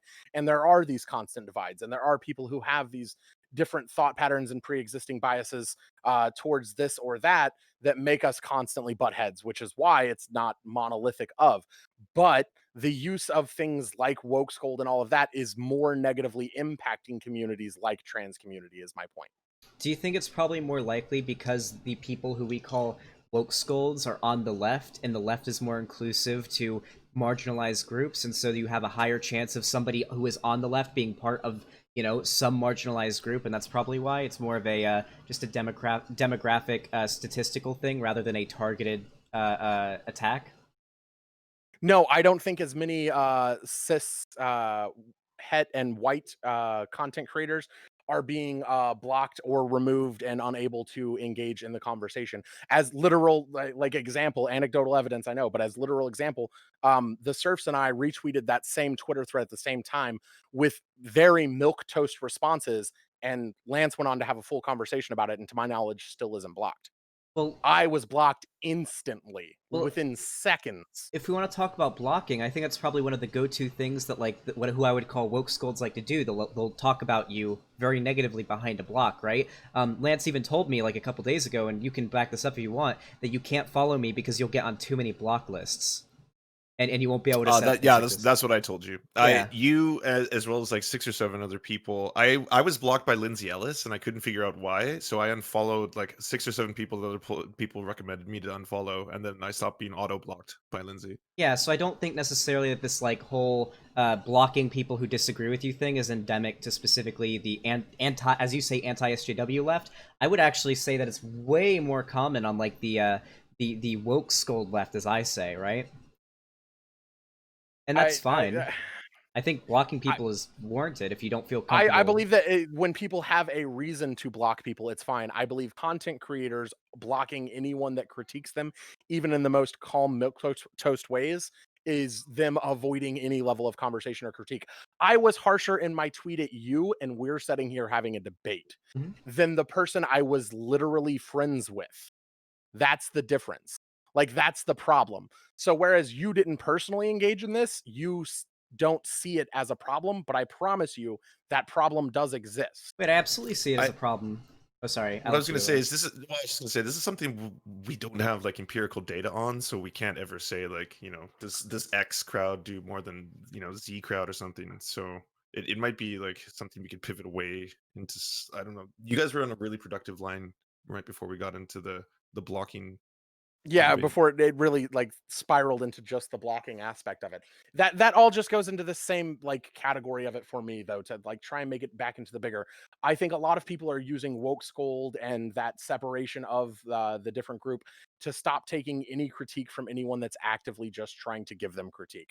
I think it is just being used as a shield to stop all that, which is one of my biggest contentions with it. Well, since we can only really talk in anecdotes on this issue, do you think it's unusual that ContraPoints like followed me shortly after seeing my video in which I gave her a constructive criticism about how she could like improve her content and improve her rhetoric and maybe avoid harming the people that find that her actions hurt them? I would have to watch your video to give, and I will now that I know you did one just out of curiosity. I'm gonna go watch it. But I would probably have to actually watch it to really be able to give a thought because I'd have to know where was your critique aim compared to where like other people, specifically where I'm always focusing the trans community's critique aimed. Because a lot of mine, right, was promoting that fucking transphobic ideology, that trans medicalist ideology, especially that comes with still referring to Buck Angel as an activist, which is just horrifying. Um, I mean, and I think Buck Angel probably would still qualify as an activist, but not a good Yep. one. He literally made a pyramid scheme specifically designed to rob trans people after getting their hopes up that it would end up paying for their surgeries. The dude is like a criminal Oh, trust abuser, me, I not know all the shit he's done. Believe me, I okay. hate Buck Angel. I'm not going to defend A him, whole but rabbit hole. it Holy shit. just seems like so one of the main criticisms, and if you want to watch my video, it's called like a fair constructive criticism of ContraPoints, I think. And the main criticism that I said was that I feel ContraPoints, she's a bit older, she's kind of a boomer, is that she feels very disconnected, or just is very disconnected from the younger trans community, which is inarguably way more progressive than the older trans community. There's a lot of trans medicalism and a lot of turf-esque rhetoric in the older trans community. They like to be very stealth, generally speaking. They aren't like proud to be trans like a lot of the younger trans community are, at least from my observation. Right, I obviously can't speak as certainly on this, but this just seems to be from my observation, right? And so I Yeah, take issue go with ahead. ContraPoints and her characterization of a lot of issues because she seems to be looking at it from a much older lens. And don't get me wrong, there are still older trans people who don't look at the world this way, but that was why I criticized Contra. And people seem to look at that criticism, both people who are critical of her and people who are fans of her, and her herself seem to have thought that was a fair criticism. So I hate this defense. This is what I when it comes to this conversation, I should just coin the contra defense. And I take like personal issue with it, probably because I'm 31. I am literally the same age as Contra. I turn 31 in a month. Okay. I am on the board. We actually call it a steering committee because we restructured it to avoid unjust power hierarchies. But I'm on the steering committee of the largest state level trans led nonprofit in the United States. I have been actively with them for several years now. I volunteer all across our entire state, as well as help trans people now on an international basis, as I'm viewed in 32 fucking countries. And we've literally helped people in transphobic countries seek asylum elsewhere. Um, I literally interact with trans people on the day-to-day IRL and was for years before I started Twitch, and do it every day through Twitch. And one of my big key things is working hand in hand with Sage. If you don't know what that is, it's an elderly LGBTQ specific group. And we run elders groups ourselves as an organization. And out of the literal up to probably close to 1,000 of people I've talked to who are so much older than Contra, none of them would make that same fucking statement. Okay, so I don't feel comfortable going off of that with anecdote. I guess I did as well, but it just I seems know like a from lot of what people I've are, but yeah, you used anecdote as well, and I know a lot of sure, people yeah, advocate, but and I said that there are probably a lot of older trans people who may not fall into that line of thinking, but I'd like to point out that me explaining why I think she engages in that behavior and the reasoning and why she should probably stop because it's harmful. I mean, that was the point of me critiquing her, right? Isn't an excuse or a defense for her. That's just me speculating on why I think she engages in that. The whole point of my Which is video good of was you. this is a I'll bad give thing you and she should props where that stop. is. I Okay. will absolutely give you props where that is. That's a better take than most people do, who act like that's just like this great glorifying shield. And she kind of presented it as this like be all explanation when she commented on it in a video, and I couldn't fucking stand it. I personally fucking couldn't stand it, as well as everything I've seen on the actual systemic working with side of it argues with that entirely. Okay, I would also like to point out with the example that you gave up, you worked with a lot of activists within the trans community. I would imagine that older Oh trans no, people who are we're a peer-to-peer support. We don't do political as our well, nonprofit. We offer peer-to-peer support to individuals. but Like like it's so you're like part of sort of like a network, right? I also what we actually literally call it main trans network, yeah. But Okay, um so uh we're talking about people who are trans that are way more likely to be down to interact with other people and talk about like what they're dealing with rather than than people who are more likely to be stealth about it. Because it seems like the people I'm referring to are trans people who aren't like proud to be trans, but more so want to remain stealth and just sort of do their own thing. That seems to we be have the tons of phenomenon. community members that fit both of those Sure, but we're definitions. talking. There's going to be a One or the other. bias there because of the group that you're the group that we're selecting for, right? It seems like there's a lot less pride within the trans community, the older trans community, than there is in the younger one. I'm not saying it wasn't I, there, but there seems to be a disconnect between generations, which is true of cis people as well, or even of the LGBT community. It's like gay people rather than just trans people. This just seems to be common. Like older generations seem to be different than the younger ones in regards to how progressive they are, how like proud they are in the way they behave. I don't think this is like a super hot take. I would absolutely disagree with you based on personal experience. Again, like I've literally helped 69-year-old veterans, but one that I'm actually very close with and I go and check on regularly.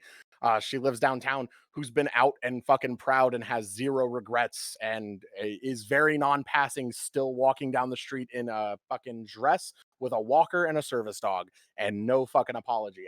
Like, and that's only one example of literal hundreds and hundreds that I see and work with on a regular basis. And to me, and from everything I see, there's this idea that that's what's happening, right? There's this idea that that's what it was, because for a while being stealth meant staying alive. But there has always been a large, unapologetic, and comfortable community that doesn't pass because we can't. Okay, so I'm not. Okay, so And when I that's not refer just to in more. my age group. That's 30 years ago. Okay, that's completely cool, and I acknowledge the existence of people like that. And I don't think this is necessarily a good thing. I don't think this excuses the like the trans medicalist rhetoric or this behavior, right? The ashamed to be trans thing. However, it does seem, at least from the data that I've seen, Generation Z is more progressive than the generation before it, millennials. Millennials are True. more like progressive than the boomers, right? This seems to be the phenomenon, and I don't feel like trans people are an exception to that. The way that the generation is accepting of or okay with us doesn't change the factor that there have always been large numbers of both sides of this coin. But It's not that's just that generation wants to stealth. It's actually there was the same argument then, and it's always been, and it probably always will be in fucking 20, 30 years. People are going to say that my generation stealth. I'm in the same generation as Contra, and I don't at all feel like my generation has that mindset she claims we have. well, Like that's that's what I'm saying, is that there is a stark drastic difference between multiple members of the community, and I don't actually think that the way society did or didn't see us affected whether or not that part of the community existed. To my knowledge and my understanding and my experience, it always has. so. That's literally how we got pride. So you're being in at like kind of an anecdote Andrea here, right? So I understand that there are plenty of trans people who are in older generations that were very proud and very progressive and they were out about it and they weren't doing this like trans medicalist rhetoric, but like just statistically speaking from the data that I've seen, younger generations tend to be more progressive than the older generations and in along with that tend to be more proud. This just seems like the common thing, right? I Like do you disagree I on would that? love to see how that guarantees more proud. That's I my difference. I won't argue on the definitely more progressive. You're absolutely correct. Absolutely correct. Have pride parades gotten bigger? Yes, but not just because more people are coming out. More people coming out is a partial factor, as well as tons of more allies because of the more progressive generations.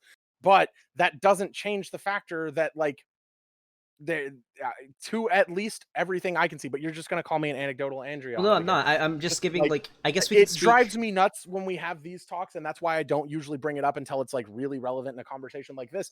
Like the Sure. things I do literally interact with thousands of people documented daily, and I'm not even considering my online platform at that But point. that's anecdote still, and I understand. I completely get it. But we'll use anecdote again here, or just like sort of intuitive into it here, right? Like if you have younger generations being way more progressive, being way more accepting of certain groups of people, those groups of people are going to be way more likely to be out and proud about it, right? The more as society gets more accepting of gay people, pride parades are going to get bigger. This just seems to be, and gay people, especially younger ones, are going to be more proud and out about it, right? They're going to be feel more comfortable engaging in PDAs in public, right? This just seems to be intuitively to make No, that's sense, actually right? wrong. We're actually now seeing younger people having fears and regrets about coming out when they did, because there is now such a massive anti-trans movement and ideology and news. Like that's actually starting to completely be the opposite now.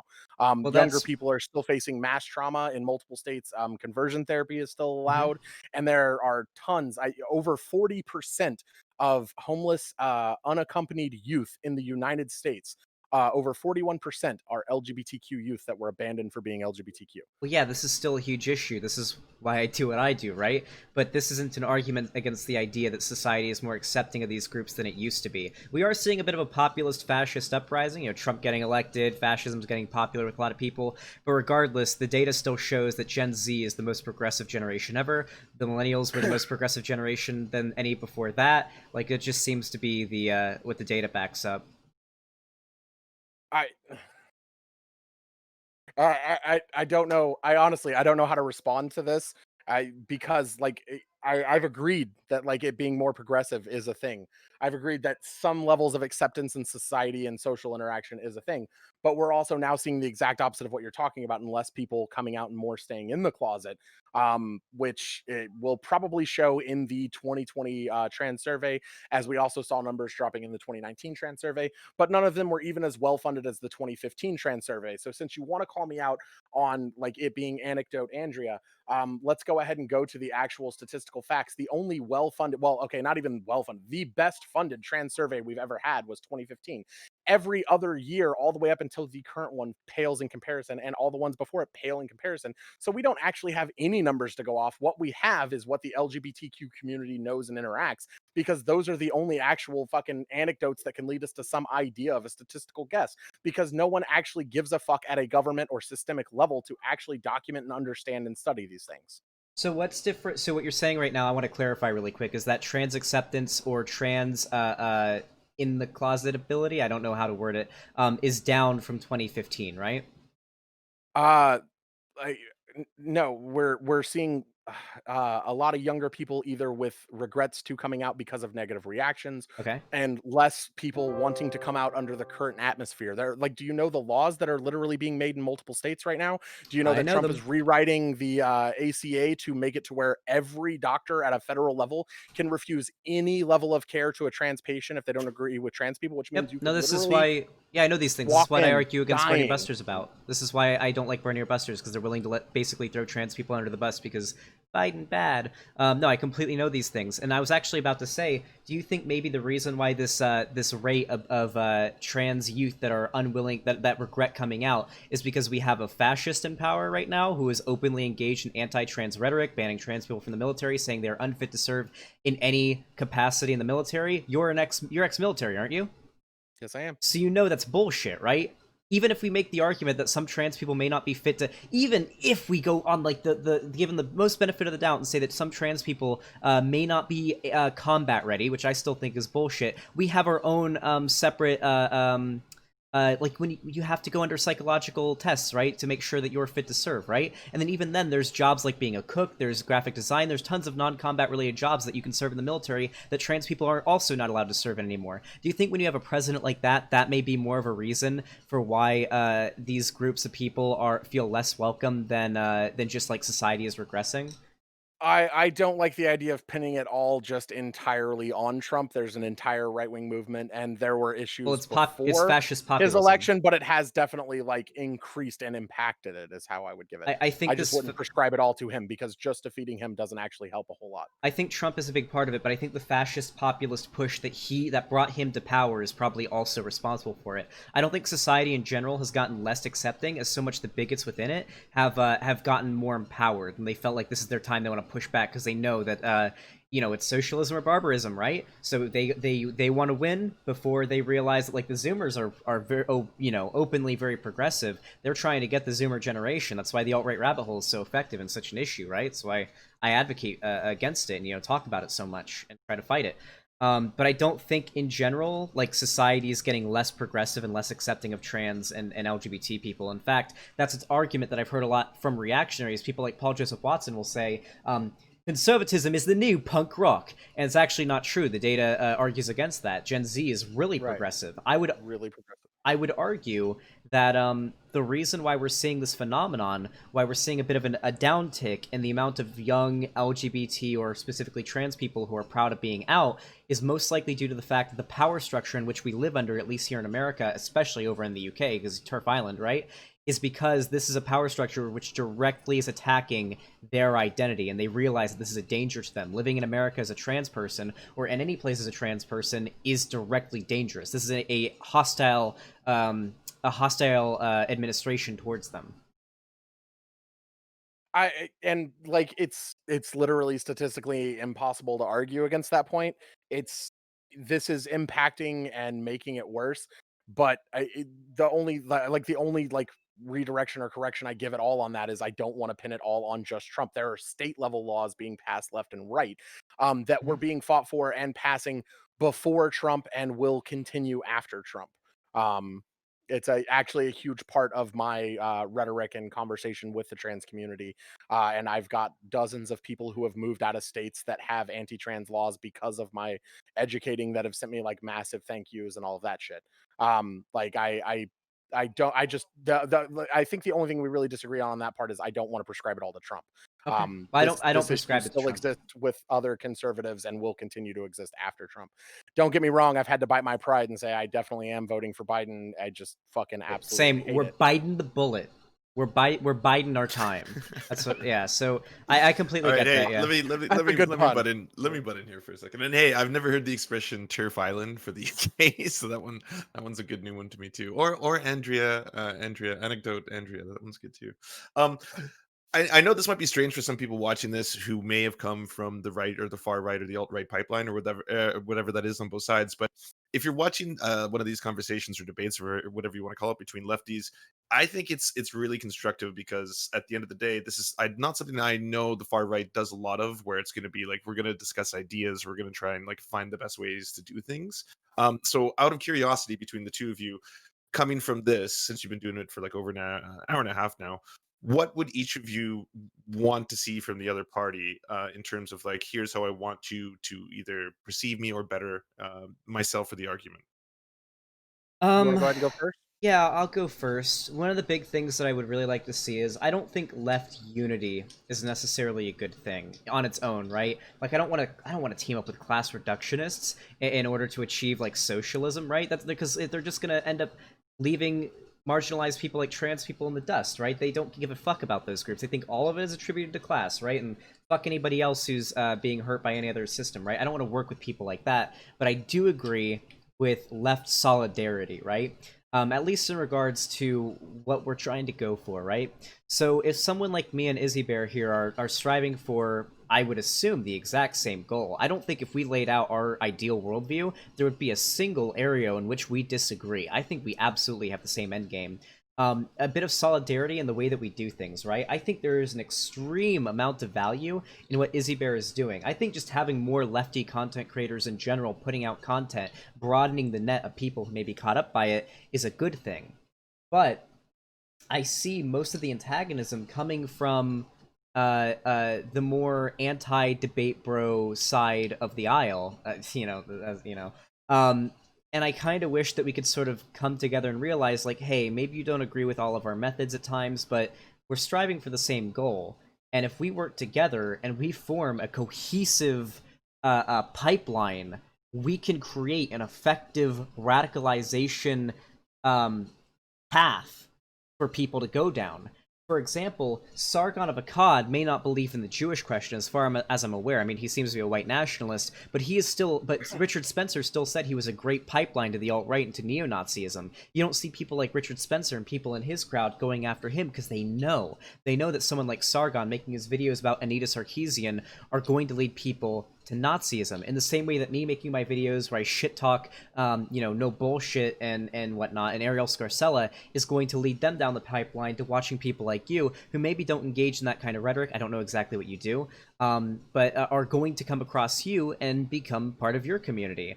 I just think that if we work together rather than fighting each other, we can form a very effective pipeline like what the right did. And I don't think it's bad for us to learn from their success and try to co-opt the good things that they were able to do, as in good, as in like it worked for them, into our methods. And that's basically what I would hope we would learn from this. So my thoughts on this are pretty simple. I don't believe in leftist unity. Leftist solidarity comes to an extent. My immediate thoughts on that are, if you're using language, doing things, or saying things that are going to upset or harm marginalized community, you should not just completely cast out that, and you should always be open to the possibility of critique. And also, if you're going to continue using that because you think you make some kind of better impact with it, then you should not expect like all fucking marginalized people to stand and lift up your content, but also b that here's one that I see a lot. I haven't seen it with your community yet. I would hope that I don't, so this isn't a personal one, but just an overall general on this type of a combo. If you're doing that kind of rhetoric, you shouldn't expect those community members from your community to be able to come over here and have a good time saying shit that we don't allow in ours, because that happens constantly and people get so pissed when they catch a ban because I won't allow the same type of shit that other people who do this more harmful rhetoric to get their message across do. Basically, it's cis white gamer bros are gonna do what cis white gamer bros are going to do. And if you're doing it with a left leaning, you have a chance to have some good positive impact, but you do still also create harm, and that you should be understanding of marginalized spaces existing for that reason. But my goal isn't to have them be cis white gamer bros that are just lefty, but they still like to say the N word or the R slur.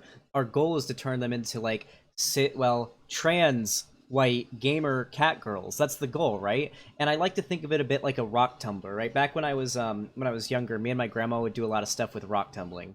And the way that it would work is you'd find some really jagged rocks that look pretty, like they look like they might have something cool inside, and you put them into the first stage of the rock tumbler. It's really jagged, it's very edgy, but you roll them through there, you take them out, and the edges are a little ground down a bit. Then you put them into the next stage, and you put them in there for a little while, you put it in with the stage 2 polish, and it gets it a lot more smoothed out. Then you put it into stage 3, you get a lot more smoothed out, and so on, until you get this perfect, polished, shiny rock that looks like you could put it into a necklace. It's a jewel, basically. It's gorgeous, almost unrecognizable from what you originally put in when you got into the rock tumbler. And I think that there's validity in being the first stage of the rock tumbler, because the other stages of the rock tumbler can't put anything in there if you don't have that stage 1 that grinds down the main sharp edges. You need the stage 1, even if the stage 1 isn't necessarily as good at rounding out the edges as stage 2 or 3 or 4 or 5. And like I said, I'm not gonna ban someone or create a banned list just based on fucking they sit in Xander Hall's channel or they sit in Vosh's channel or yada yada. But when people come in being problematic, they're still gonna catch that ban. Or if we're commenting on something that you've done that is harmful to a community and they get pissed off about it, like that fight's still gonna happen. Like I think the overall point of mine is no one is actually immune to critique. And though you're doing this with some like end goal and you think it's going to help achieve that end goal, that doesn't make it okay when it does actually cause some level of harm. And there will always be people trying to call that out. Well, yeah, obviously I'm not talking about someone who comes in and they're like a fan of me or Vosh or Destiny, and they come into your stream and they start saying the N-word or the R-slur, saying really problematic stuff. Like, I'm talking about, let's say somebody who's a part of my community comes in and they drop the R-slur in your chat. And you're like, hey, don't do that. Listen, we don't allow that in this community. If you do it again, you're going to get punished. Maybe it's a ban, maybe it's a timeout. I don't know how you do your ban system on your channel, but don't do that. It We kind of don't allow depends. that I kind like of to play stuff. with my food, and some people get a chance to come on and debate me. One of my emotes is literally post hog, but it's slurs are the hard line. I have a bunch of different marginalized representation in my Mhm. community and in my mod team, and there's someone that will ban every fucking slur. Okay, I can speak though, and this is where I would take a little bit of issue. I can speak for my community fairly authoritatively here, just because while I don't have data on this, I mean, it is my community. I would know it better than anybody else. That basically everybody who's a part of my community probably wouldn't even say a slur in the first place when coming into your chat, because I have a rule similar to Vosh where no one's allowed to be edgier than I am. I'm the line. If you're edgier than I am, you're a chud. But if they even came into your stream and said something like that, I guarantee that if you said, hey, that's not cool, they would immediately stop and wouldn't do it again. If they did, then they deserve a ban. They're probably not going to be welcome in my community either, because that's not the kind of people I want to harbor. But it just seems like being super quick to ostracize these people or just kick them out without, even a warning or trying to sort of, tone down the edges on, or to try to grind down their edges that they still have. I feel like that can be pretty harmful, because we want to make these people or these like edgy people into not edgy people anymore. You want to be stage 2 or 3 or 4 of the rock tumbler. Stage 2 or 3 or 4 of the rock tumbler still has to do what it wants to do, or has to do if it wants to make that rock that originally went into a beautiful shiny gem. I have helped deradicalize multiple people, Hmm. and I've done all of that without ever allowing slurs in my community. And And that's fine. even that first time catches a ban, I like will be quick on it. There's a chance they can come and appeal for an unban. My mods will listen to it and have conversations and make me aware of it. But that's our hard line. That's the do not cross line. If you want to get like fucking edgy and say some dumb shit that's definitely leaning towards that yikesy, we're gonna talk about it. And then if you don't hold up, you like start getting worse, you're gonna catch the ban. But we just won't accept even the one time. Nobody gets the one time pass. Why not? Like, if they say the R slur, for example, would you just immediately ban them? Like, you wouldn't say, hey, don't do that, and give them, like, a chance to realize, oh, that's not allowed here. I don't think I've had a lot of people come in and say the R word, but I think I could say pretty confidently that Patch, Monty, and Firebird would absolutely. Oh, and Sandrock would absolutely first time ban on that. Pretty sure my chat rules literally say no ableism. Okay. I mean, I don't think most people read chat rules when they get into a stream, but I guess that can be their fault. But yeah, I guess the point I'm trying to make is it might be better to try to not necessarily embrace these people, but with a firm hand, as I do. When I get a real edgy person in my community, we handle them with a firm hand. We put them into the chud zone, a specific quarantined area of my server where anybody who's like a verified member who isn't a chud can go in there, but they can go there, debate them on stuff, try to round off those edges so they can be introduced to normal society. I feel like trying to do that is valid. If you've got somebody who ostensibly But agrees with you but is a bit too problematic with their language, isn't it worth trying to get that problematic aspect out of them? if that's the case, then where are marginalized people going to be comfortable and safe? Do they really have to sit there and listen to it? Because in the list of mods I gave you, I don't want to say who is what or whatnot, but out of those identities, there's an autistic person, there are multiple disabled people, there are 2 trans people, there is a black person. Literally, just in my mod team, your slur is going to personally hit someone. My community isn't around deradicalization. Yours is. We all know that. I even said in the tweet, stick to your lane of de-radicalization. Your lane of de-radicalization, though, ends at your content, your chat, and your community. If they come into mine and they bring that same level of edge, no, I don't have to open my space for them to be harmful for my community. My community does amazing shit. We focus on charity. We focus on education. I have literally directly helped raise $250,000 in the last year and a half about producing larger charity events for bigger content creators or running my own. Literally. And in that community, we have a very vast, very diverse audience that gives a fuck. And I will not let them be made uncomfortable or feel unwelcome in that space because somebody else wants to be edgy and I should give a shit about that. So do you disagree with like so you just don't really, we fundamentally disagree with the idea that it is good to be part of like a leftist pipeline. You're not really down for that if it means that you have to sort of be part of the rock tumbler and you might get some people who are a bit too edgy than you're comfortable with in your community? You can shoot somebody from your pipeline down to me when they've got the slurs out of their system. Then I'll actually debate and go at them all day. I'll talk with them in chat. I'll play with them if they actually give something substantive.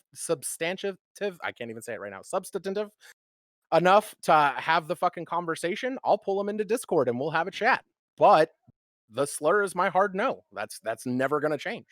Okay, I think that's where we fundamentally disagree, because the alt-right, when, like, if we have like Andy Worski, when he gets because he's like a race realist now, I think, or I think he's like gone way down, like whatever's going on with him, but back in the golden days of the anti-SJW community, if someone came from Sargon of Akkad and didn't really believe in race realism or like the alt-right, and then came to Andy Worski and saw someone say, yeah, I don't know about this alt-right stuff in chat, Andy Worski wasn't going to immediately ban them, because he knew that if they stayed in his community long enough, they were going to sort of get the edges sharpened, because the alt-right sharpens the edge. It's like a reverse rock tumbler, honestly.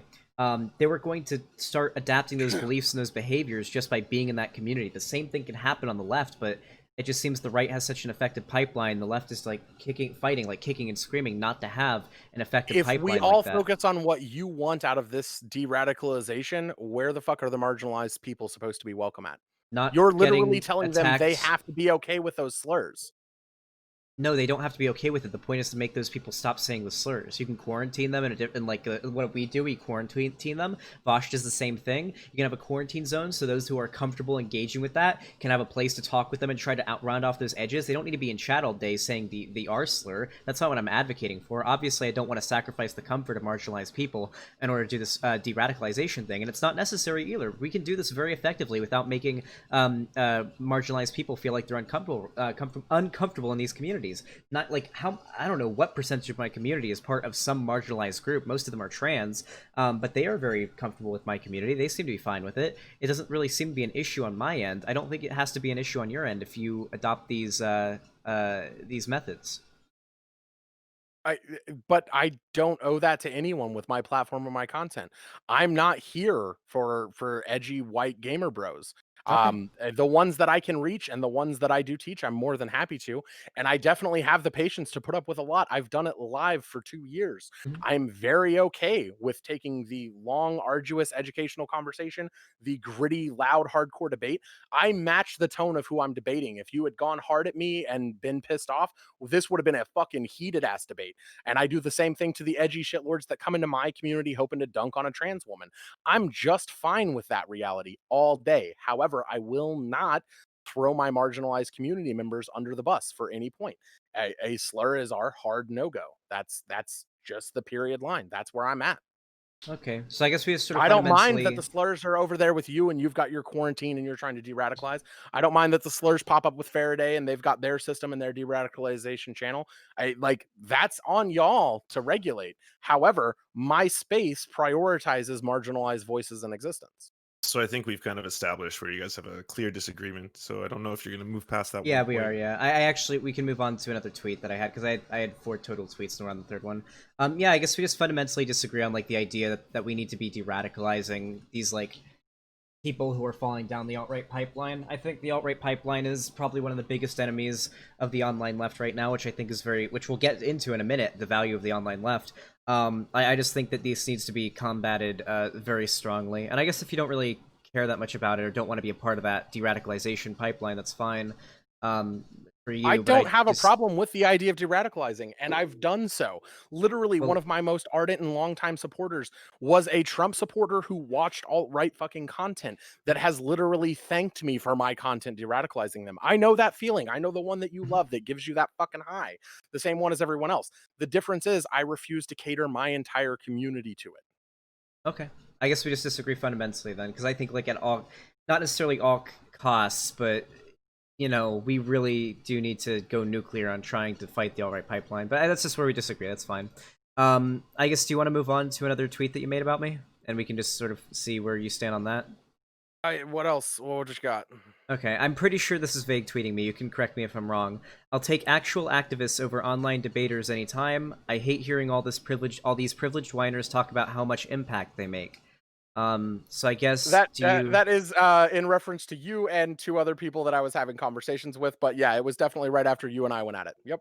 Okay, so do you agree that like online debating isn't actual activism? I wouldn't necessarily quantify all online debating as activism. Debate can be used in an activist style and can have some positive benefit, but largely the people doing it for sport, entertainment, and donos, absolutely not. Okay, so I think online debate is probably, or like what I do, what Vosh does, is probably some of the most effective online activism you can really do, besides like stuff that directly affects the real world, like running fundraisers and organizing and stuff like that. I would say making propaganda is extremely important for online or for activism in general, especially on the internet. I think How online much do you activism. think how much do you think your online activism impact has directly affected the means or improved the quality of someone's life? Probably quite a bit. I can go anecdote Andy for a minute and talk about the DMs I've gotten, or we can just look at the Feel free. numbers. You can be anecdote in this Oh, one. I'll go anecdote in response to it. It's fine. sure. Actually, I'd like to start with the numbers really fast. I mean, I have a fairly large sub base. I mean, my channel's been skyrocketing in size. I get messages like every single day that I wake up to from people saying that, actually, most notably, I think I brought this up a few days ago. There was a guy who messaged me, won't say their name for obvious reasons, who was like, 6 months ago, I was suicidal. I was watching shit tons of alt-right content, and I was preparing to be the next Christchurch shooter. I was literally preemptively writing my manifesto for after I was going to shoot a place up. And I stumbled across you and Vosh and Destiny and ContraPoint's content, and my political views started to change, and along with that, my mood started to change. He was like cripplingly depressed while being a Nazi, right? This is just, I mean, that seems to be a side effect of being a Nazi. And this Pretty guy common, yeah. messaged me like with paragraphs, pouring his heart out to me, explaining that if it weren't for me and Vosh and just this anti-alt-right pipeline, like Breadtube, he might have gone and shot up some fucking school or a synagogue or some shit. He didn't go too into detail, but he was definitely planning to either commit suicide or some kind of mass shooting or something, or mass like a terrorist attack type thing. And this has happened, right? We know that people like this get radicalized from the right, and we know that a lot of people have been de-radicalized from this type of content. Now, I know this is anecdotal. I guess I can point to my sub count and say that's an example, but I get messages every single day. I mean, I get my emails. I gotta sift through them every morning because I have ADHD and I can't let there can't be a number next to my Discord icon. If there's even if I have one ping, I have to make it go away. So I read all these messages, and I'm constantly getting notifications from people telling me that if it weren't for my content, and as well as others, of course, I'm not going to say I was the sole reason, that they might have possibly killed themselves, or they would still be reactionaries, or they could have done much worse things, the example we just gave there. So unquestionably, my content existing and me doing what I'm doing is helping people. Now, is online activism doing more than IRL activism? I don't feel qualified to make that claim. I don't think it really matters. I think online activism is unquestionably valuable, and I don't feel comfortable with trying to minimize the effect of online activism, especially because the internet is the largest platform for spreading information on the planet, possibly in the universe, depending on, whether or not extraterrestrial life exists, So here's what you won't expect. I won't condemn you for the anecdote that someone sent you that amazing paragraph or multiple paragraphs. That had to be fucking awesome. Congratulations. It's awesome that you did help that person. That's great. Um, However, I don't know if I put that on par with activism. I would more put it as like good like rhetoric and education and like availability. Um, and I still don't know how in that instance, I absolutely see how you stopped someone or possibly multiple someone's from being killed, which is amazing. I get you. I feel it. But beyond that, what does your debate bro do that you would quantify as like activism or actual direct impact besides like stopping some people from being hateful shits? What do you do to actually like lift someone's actual value of life? What do you do to improve someone's quality of life outside of do, de-radicalizing some chuds? do we disagree on the definition of activism? I think producing leftist propaganda and like education is activism. If you aren't like I on the guess it's ground, I like, guess it's I guess it's arguable that it could be quantified as activism, yes. But there's a reason that I clearly separated IRL activists to online in that tweet. And I could have went ahead and just worded it to the online activist, especially debate bros or whatever, happily. But I do actually see a distinct difference, but I still even use those same tools in my online community, which is where I make a huge difference. And it's what I see other IRL activists who are now functioning online doing the exact same of. So I don't know what you do on your stream, Izzy, but do you do like quite a bit of what I do, like debating sometimes and like covering videos and talking about things and educating people? I did that all of last year, Mhm. and I ended up in a very negative mental health place. I had multiple harmful campaigns ran against me. I was a non-passing trans woman on the top of live stream fails twice that literally led to hundreds of thousands of KYS and suicidal ideation and all of the slurs. It was pretty shitty experience. And I realized that in the midst of my peak there, where I was holding like in between 150 to 300 viewers, and I was actually like doing this big climb, and I had this shot right in the peak of it. I raised the money for a trans youth to go and get top surgery. They had already paid for the surgery, but they had no way to get themselves from Maine to Boston back to Maine safely. And in one night, I raised the money to cover them the trip down, a hotel, the trip back, and feed them while they were healing. Um, and that should have been this major thing because this is a youth that I give a fuck about and I know and I work with personally. And I was really excited for a couple of minutes, and then I ended stream and I received an email where I was denied Twitch partner again. And I was so pissed off and upset and mad that I didn't even celebrate the factor that I had just seriously changed someone's fucking life. So I kind of reevaluated my stream and I've started focusing back more towards the charity and fundraising that we care more about. And I occasionally do some React Andrea now, and I'm starting to reintegrate politics and debate. But I'm going to try and do so at a healthy level that lets me maintain better mental health. Okay. Um, Well, going back to the question, that's a cool story. But even if you hadn't done that, like the getting the trans person top surgery, do you think what you do or did with your content before that was activism? I was still constantly raising thousands of dollars for Even if amazing we, causes, even mutual if aid, direct impact. Mhm. Um, Even if you aren't doing that that, even just the fact that you are spreading your rhetoric, you are making educational content from a leftist pro-trans perspective, you are actively, engaging in leftist rhetoric and creating entertainment for leftists to educate them and whatnot. Do you not consider that activism? um, yeah, I mean, I kind of feel like I've already caved at this point, and I'm not sure why you're trying so hard to drive it home. I said I could have reworded that tweet to where it was like Okay. offline and online activism. I've given you that already. Okay. It just seems like you're sort of minimizing, and this is where I take the actual issue. It just seems like you're minimizing that I'll take actual activists over online debaters. Do you think that like in real life, like on the ground activism is better than online activism? Oh, do you actually want like the context of that and what's going through my mind when I tweeted it? Because you haven't Sure. asked. You're just Yeah, no, describing your thoughts. that's what I was hoping you would do. I'm sorry if I didn't make that clear enough. Oh yeah, no. For me, that tweet was really simple. When it comes to dealing with IRL activists over online activists, you actually tend to find people who do less harmful shit regularly, and people who are genuinely focused on like higher impact and like direct aid of people in need. Whereas online, you get this idea that you're doing good, and you get evidence and can quite often do good, but you still have the ego to it that negatively impacts certain levels of it. Whereas when you're dealing with IRL activists and IRL activists who then transition to online activism, you seem to have a much cleaner cut and much more focused type of activism that works way fucking calmer and better for marginalized or at-risk people, in my opinion. Okay, and I think the reason for that is one, online activists tend to reach more people. Just sort of the rhetoric tends to reach a lot more people because it's available on the internet. The internet is the number one source of information anybody is going to go to generally. But also, when you're an online activist or an online figure like I am, you're also in the eyes of thousands of people constantly. Your Twitter account, your stream. I broadcast myself for, and you know this because you're a streamer too. I broadcast myself for hours and hours a day live. There's no take backs. If I mess up with the wording of something, somebody can easily clip it. You know about LSF.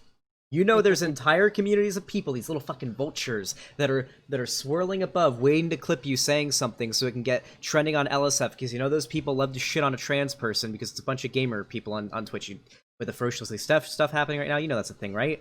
I don't think this is so much that like on or out like on the ground activists are less problematic than online activists are, so much as it is proportionally speaking.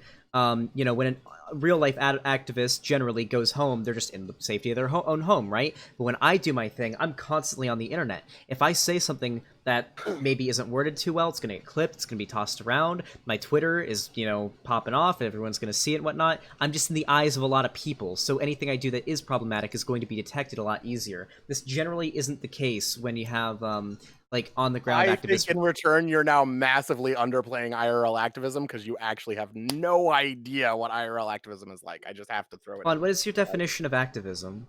I have literally traveled over halfway across this country, sleeping less than 3 hours a night to do shit and get shit done for Cool. multiple fucking events, movements. We call June Hell Month. This year is gonna be exempt because Pride is canceled. Okay. But we literally hit every Pride in the state and are nonstop from June 1st all the way to the fucking last day of June. Mhm. We are in a different part of the state doing whatever we need to for that fucking Pride. We're on the Pride planning committee for most of the fucking prides in the state. So for the 3 months up to it, we're still working on those. Uh, Learning how to fucking put together a press release, actually learning how to get the press to respond to you, traveling and engaging in talking, going to different conferences and multiple fucking rallies, protests, fundraising events, running actual fundraisers. And that's the type of shit that then online you can learn to do 10 times fucking amazing. That's why I can very proudly make the statement I did that I've raised over 250,000. I've directly helped raise over 250,000 in the last year and a half in online fucking activism. And that's not even counting the fundraising I've done in fucking real life. That's just what we've done through Twitch. That's like where I fucking produced Philosophy Tube's Shakespeare stream and we made 133,000 on just that one fucking weekend. Like Mhm. literally, um, the possibility to make direct impact is there, and by with people who only focus on online, they care about what you're trying to say and about how you're trying to make good rhetoric and you're trying to change people's minds, and there's definitely use for propaganda, you're not wrong, but I'll take IRL fucking activists any day because they're not fucking hesitant to actually put boots on the ground. They're not hesitant to actually go and fight for what they fucking believe in, and they will run themselves into the ground time and time again. Okay. All right, So, we're kind of doing an activism comparison measuring thing right now. mhm. Why don't we move it on to maybe the fourth tweet? Because I think you've been going back and forth on the same point for a That while. was the fourth tweet. I Oh, had that was like the fourth tweet. Oh, wait, that was the was that the fourth? Let me check really fast. But I really wanted to, I wanted to I thought that was the ask. third tweet. I was actually curious because I wanted to ask two more questions. So I don't think it was necessarily a definition of what you think activism is. I'm like genuinely curious, where do you draw the line between what is activism and what isn't activism? Because like you listed a lot of things that you've done, and that's super cool. I could do the same. I mean, my rhetoric has reached, I think, what was it, like hundred, like dozens of countries, right? Tens of thousands of people. Actually, no, I have like millions of views on my channel now, so millions of people. I would say like I could list my achievements as well. I'm just really curious where your definition of activism lies. I've already told you that like online activism is also a thing and it counts, but there's a reason I prefer IRL activists to online activists. That's the Okay, but difference that you don't do, seem to grasp. Is do you think? you think I'm saying that you don't do any activism or any activist style work, which isn't the case. I am Mhm. simply stating I have a clearer preference to work with this type over that type. Okay, did you think I? Because you said that you thought that I was minimizing the effectiveness of on the ground, IRL activism. I don't feel like I did that. Could you You characterize that? literally like went on this huge rant about how like online makes the huge impact and like oh god man somebody'd have to go fucking clip it now. I don't remember the exact fucking quote you just said. But like IRL people don't have that same reach or that same impact, and like dude, I interact with thousands of people's lives IRL on a regular basis. Now that I'm disabled and focusing more on my content creation, I still reach thousands. And I've reached way more than that when I was actively able to do more and willingly and voluntarily doing more. I don't think you understand how much like IRL activism can include because you're so focused on what online activism includes. I think both of you value both forms. It's just in this situation, Izzy, you seem to think that IRL is more important, right? That's what we're Um, coming down to. Is I the don't even crux know of that I'd this? fully call it more important. Both have their own importances and value. It's just when it comes to actually working with people, I prefer IRL activists, whether they are now online activists as well and have moved into the digital platform, because those are people who tend to cut the bullshit a lot fucking better, in my opinion. Okay, I don't think that's what I said. I think what I said was on because I write down what I'm about to say as as I'm listening to you. Online activism reaches more people generally because the internet is such a massive, communicator, right? This is the largest information communication platform ever. It's the internet. And I said that on when you're an online activist, you're in the eyes of way more people, which in the sense that way more people are going to see any little fuck up you might make, and so you see a lot more problematic behavior coming from online activists because they're constantly being seen. Their lives are being broadcasted to the internet, and nothing on the internet ever goes away, right? While IRL activists, unless we're talking about very specific people, generally aren't going to be broadcasted constantly. Every single action they engage in public and in private. Well, when you put it to that, yes, like they're not going to be as broadcast as often. That still doesn't change the factor that you see Amazing a that lot Izzy less can do so problematic much shit from activism. IRL activists. At least in my fucking experience, which is why I put a tweet out that didn't at anyone specifically that I really fucking prefer on the IRL activists to online ones. That's it. Literally, the tweet you're really fucking honing in on is a preference. That's it. Okay. Well, yeah, I guess that was the fourth tweet as well. So, And like on that, like if you really want to like fucking hone in on this topic, like how much have you directly done? Can you use your platform for better? Have you done fucking multiple fundraisers? Have you done a big huge charity drive? You definitely have the fucking following and the backing. Maybe you could fucking put my foot in my mouth. Like go actually fucking make impact. Use it. yeah, I mean, it sounds like it would be a cool idea to do like a charity stream where I make a bunch of money for some sort of like charity or fundraiser or something like that. Right now, basically literally every dollar I make is going into like subsidizing my existence, right? Like I do this for a job, I have to pay bills, I have to buy myself groceries, so I don't have a lot of extra money to put aside for anything that doesn't either go into improving my stream or keeping me alive and sheltered, right? But I mean, once I'm a certain size, of course I'd be down to do charity streams and stuff like that. But I still think that the even if I wasn't even planning on doing any of that, the propaganda that I create is producing leftists. I am creating leftists and giving them a place to organize and come together. I'm pretty sure I've created at least more than one activist, right? I mean, has my community not been a place where that could produce activists? If I was a machine creating Honestly couldn't activists with tell you. this. Like, have you told people how to get more involved in IRL activism? I don't consume your content. I'm not saying this in a judgmental way, but have you? Because people in this chat are literally asking, can Izzy explain how to get more involved in IRL activism? And that's one of the things I get asked constantly. I explained it to 8,000 people on fucking Philosophy Tube stream. Like, are you actually creating activists who are going out there and making direct change? I mean, I don't. I've never done like IRL activism very much. I guess probably when I was younger, I might have. But in regards to that, I mean, I've platformed a lot of people who know about this stuff. Particularly, I don't know if you know who Liability Lefty is. I do. Yeah, I platformed them because I think they're pretty good to talk to in regards to like how to do IRL activism. They're pretty good on that. I enjoy platforming people who talk about that stuff, but I wouldn't feel comfortable saying that I'm like the arbiter of knowing how, or even knowing like a sufficient amount about or IRL activism to get people to, or like tell them how they could do that, right? But I'd like platforming people who can, and even if that wasn't the case, I gather people in a way in which they can get together, talk to people, they get their minds changed towards leftism, and they're way more likely to come together and actually start engaging in You're online creating activism. like theory heads that like to talk and think and like tweet No, I'm and not. interact about leftism Wait, and like creating no. leftist ideology and people who believe in leftist ideology. But are you creating anyone who actually engages in it, like hands on, does some shit to try and better the means of the lower class or of marginalized people or a fucking any cause you can get behind? Okay, so I feel like you're actually trying to minimize the effect that I have now. Oh, You're no, I'm kind of. really not. I just said that you make like a fuck ton of leftists, Uh-huh. but you literally just said it to me in a way that makes it sound like you make a bunch of people who think and So act and talk and interact as leftists and believe as leftists. But like, are you actually making activists? Like, are you actually doing anything to further the gains? This isn't like a fucking insult. This isn't like, hey, if you statistically, want to talk to someone about how to get involved in IRL activism, I'll do it. I could also recommend several other people if you don't want to fucking work with me. We can plan some statistically, shit like that. Like, if you want to do an online fundraiser, dude, I have some of the biggest Breadtubers pay me to be their producer. I'll happily help fucking set that shit up and teach you how to do it. I do it all the fucking time. I hold full streams about how to do it, and other people have spawned to do it off of me. That's what I mean by people who want to make direct impact. is it's not just this idea of creating like propaganda and the thought and creating these people who accept this idea. It's great that you do that, but we do actually also need to make some fucking impact at some point. You need to change So my the chat means and the value of people's life.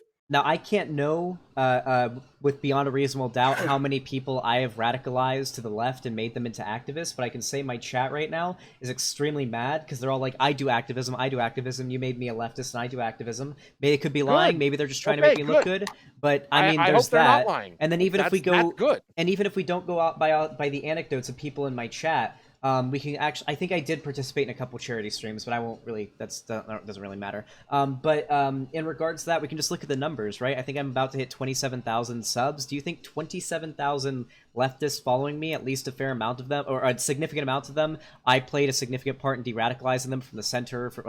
De-radicalizing I from don't the know how center, many but brought them pre-existing over to leftists the followed left. you. How many of How them do many you think? pre-existing leftists followed you? I don't know. I don't A think fair you have that amount, but info either. I'm not trying to belittle it. I just sure. don't think we actually actively know, do we? Just like I'm not saying there are no activists in your community. I'm Mhm. saying, are you doing anything to actually further that? Because that's what I see as the difference in impact. Is there's the agitprop and like helping create leftist ideology and trying to like shift that fucking Overton window, and then there's creating direct impact to try and help communities that need it. Well, I definitely am. My chat is saying yes, he does. But even if we ignore that, because maybe they're lying, right? But I mean, even if we ignore that, um, I'm not dismissing any of them. I have no oh reason no, to no, believe that all of them would but be lying. Like but I that's good if also that's happening. That was more as an actual question, not an insult. You seem to yeah. be taking it as No, an I'm not. insult. I'm not. I just know that there are people who will, not you, but people who are watching. I want to make it very clear that I acknowledge the possibility that maybe people in chat right now aren't telling the truth, and that maybe they're just saying it to make me look good. But I do think, at least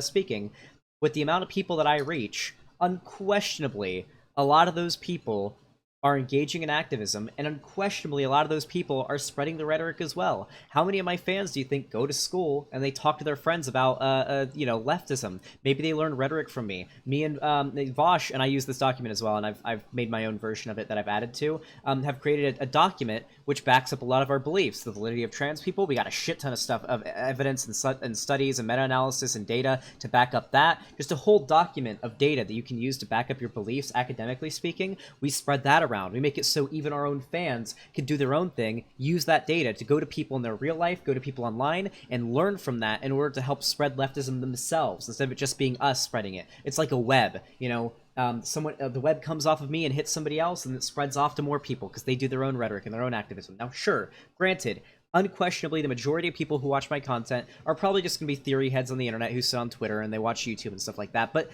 that's most people who engage online. It's just most people in general, right? But through doing my content, I am unquestionably creating a lot of people who are going to go out and engage in IRL activism. So we've been I going don't back and actually forth think on the that's a same fair topic assumption, but for a while now. It's still the same thing, right? We're still talking about which kind of activism do you value more? Is yours more valuable? Is this IRL versus online, right? Um, yeah, it all plays directly off of that. Like my whole point in asking was like, how much impact could you be doing? How much of that could you get behind? Dude, I know tons of like broke, tiny, small streamers that have already raised like thousands for other fucking people. Like there's a whole fucking interconnected community that follows Butterhorse here doing it. It's a huge fucking ideology of actually trying to make fucking direct impact. And that's all I was saying. And that's why I prefer IRL activists, is because they usually carry that shit into their online as well. And they do actually high focus on direct impact, not just creating the ideology. Fucking um it doesn't dismiss what you do. I just have a preference in who I work with, and that's what that fucking angry tweet was about. Okay. When I close my eyes and I think of the ideal future where the left has won, I think of we have these massive media figures who reach thousands, millions, tens of millions of people to spread leftist propaganda. Then we got the people in the streets who are empowered and learned from that leftist propaganda and gained class consciousness and became progressive from it. And they're the ones that are on the boots, that have their boots in the ground doing the activism. But you have to have people who are spreading propaganda. Propaganda is, just to me, seems like it's probably one of the most important aspects of a movement, right? You need to get the word out, and the internet just seems to be an effective way of doing that. I think that's only going to do so much unless we're actually creating action. I think we need actual action to come from it. I mean, I do everything I guess I do everything I can do, but I mean, yeah, I don't know. I'll radicalize as many people as I can, and unquestionably a significant amount of them. When the time comes, will get their boots on, go outside, and do the revolution. Maybe I'll be joining if it's the time, right? But you have to have the propaganda out there. It has to exist. I guess we just kind of disagree on that. I mean, I don't fully think we fully disagree here. Like, I've never said that you don't need the propaganda or the agit-prop side of it. I've shown a preference towards working with IRL activists and why I prefer it. Okay. I like the propaganda machine is great and you can do so much with it, but unless you're actually churning out people who will do actual activism work, are we going to have any fucking impact at the end of the day? Okay. I guess we'll just like sum it up as just being sort of like a not greatly worded tweet, right? Because it's Twitter, right? So okay. Yeah. Is there anything else you wanted to bring up? No, I think that's covers most of ours for the most part. We covered everything we took issue with. Um, yeah, Well, I no, I guess don't it's think I have time for anything me else. to say that this debate was brought to you by Raid Shadow Legends. Catch the Walrus. All characters now available for only $4.99. Use. Yeah, no. I want to thank both of you. Both of you came in really good faith in this. I think there's very very little moments where I actually even had to pipe in. It was nice low effort from my side. Do you guys both want to do shout outs? Because I mean, I think you and me have had like 400 people watching most of it, Xanderhall. So it'd be good to promote everyone's relative links. Yeah, I'll let you go first, Izzy Bear. You can do your thing. Most of the surfs community already knows me. Hi to everyone from Xander Halls. I wasn't ignoring you all on Twitter. I just got reached out to about this possibly turning into a debate pretty quick, so I waited so we could have it here. Hope you all learn something, take something away from this. I at the end of the day, I think I can agree that Xander Hall and I don't agree on a lot of the big overall picture things. I think we just have these little finite details that we're gonna butt heads on. But overall, yeah, thanks for actually coming on and having an actual conversation about it. Thanks for keeping it respectable. I was wondering if this was going to get heated or not. And I'm Izzybear713 on like all platforms. If you want the the unapologetic trans woman the internet warned you about, I'm here. Yeah, my name's Xander Hall. I'm 20 years old. I do YouTube streaming and stuff like that. I focus on leftist content. I try to make as much. I respond usually to reactionary arguments. A significant amount of my content is admittedly dedicated to talking about trans rights because I think it's a pretty relevant issue that needs to be talked about and signal boosted. And yeah, you can find me on YouTube, youtube.com/Xanderhall. I got a website, xanderhall.com/live. And yeah, if you're interested, come check it out. Awesome. And I'm Lance, the clown from the Surfs. You can find me at twitch.tv/thesurfstv. And yeah, thanks so much to both of you. That was awesome. Great combo. Oh yeah, Lance, right. thanks for having us on and modding as always. All right. Bye everybody. Have a good one. Nice. What do we think, chat? Thoughts, opinions? Bad faith? Was I in bad faith or were they in bad faith?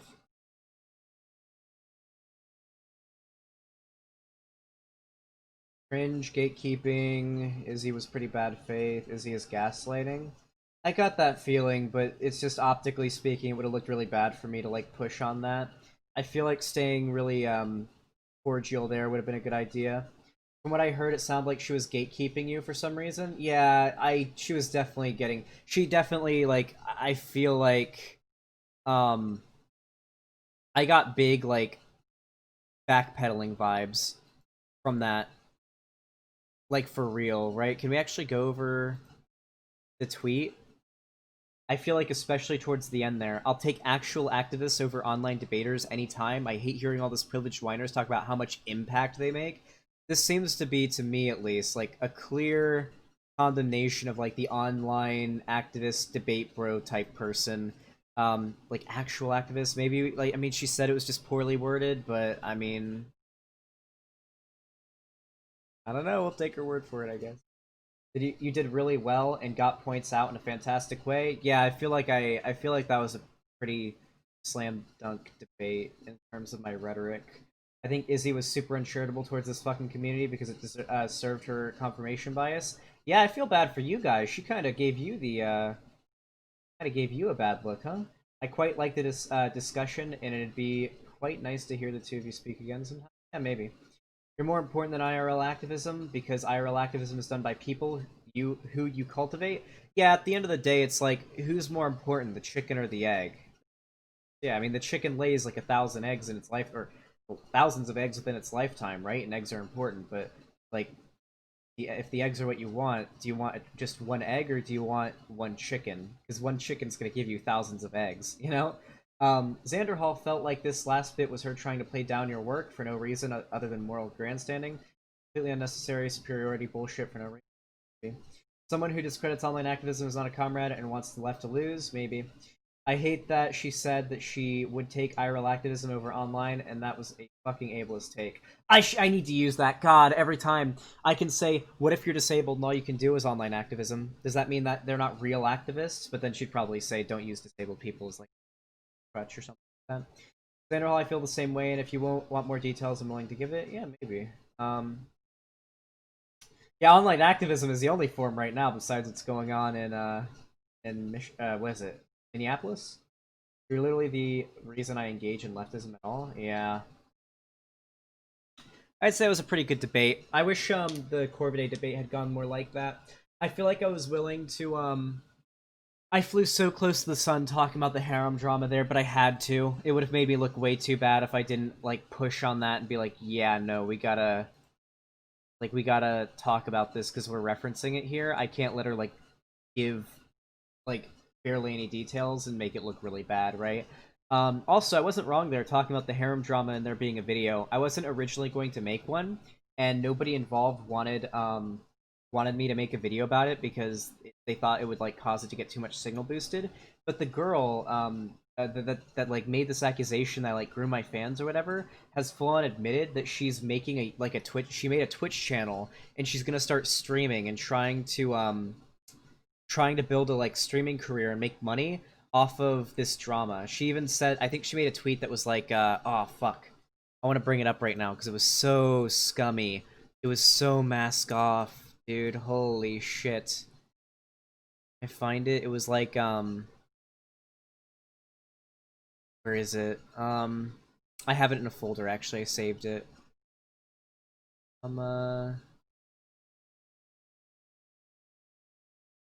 There it is.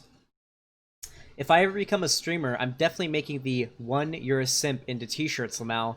Xander Hall might as well get me a house in a different way. It's like... I just need around $3,000 for streaming equipment because the majority has to be pink. Also an extra $2,000 for cosplay, cute clothing, the blue wig, makeup, and bedroom stuff for an aesthetic background. Also my bed is breaking. So like, yeah, she's basically admitted that she's trying to start a career off of this drama. She's been lying about basically everything.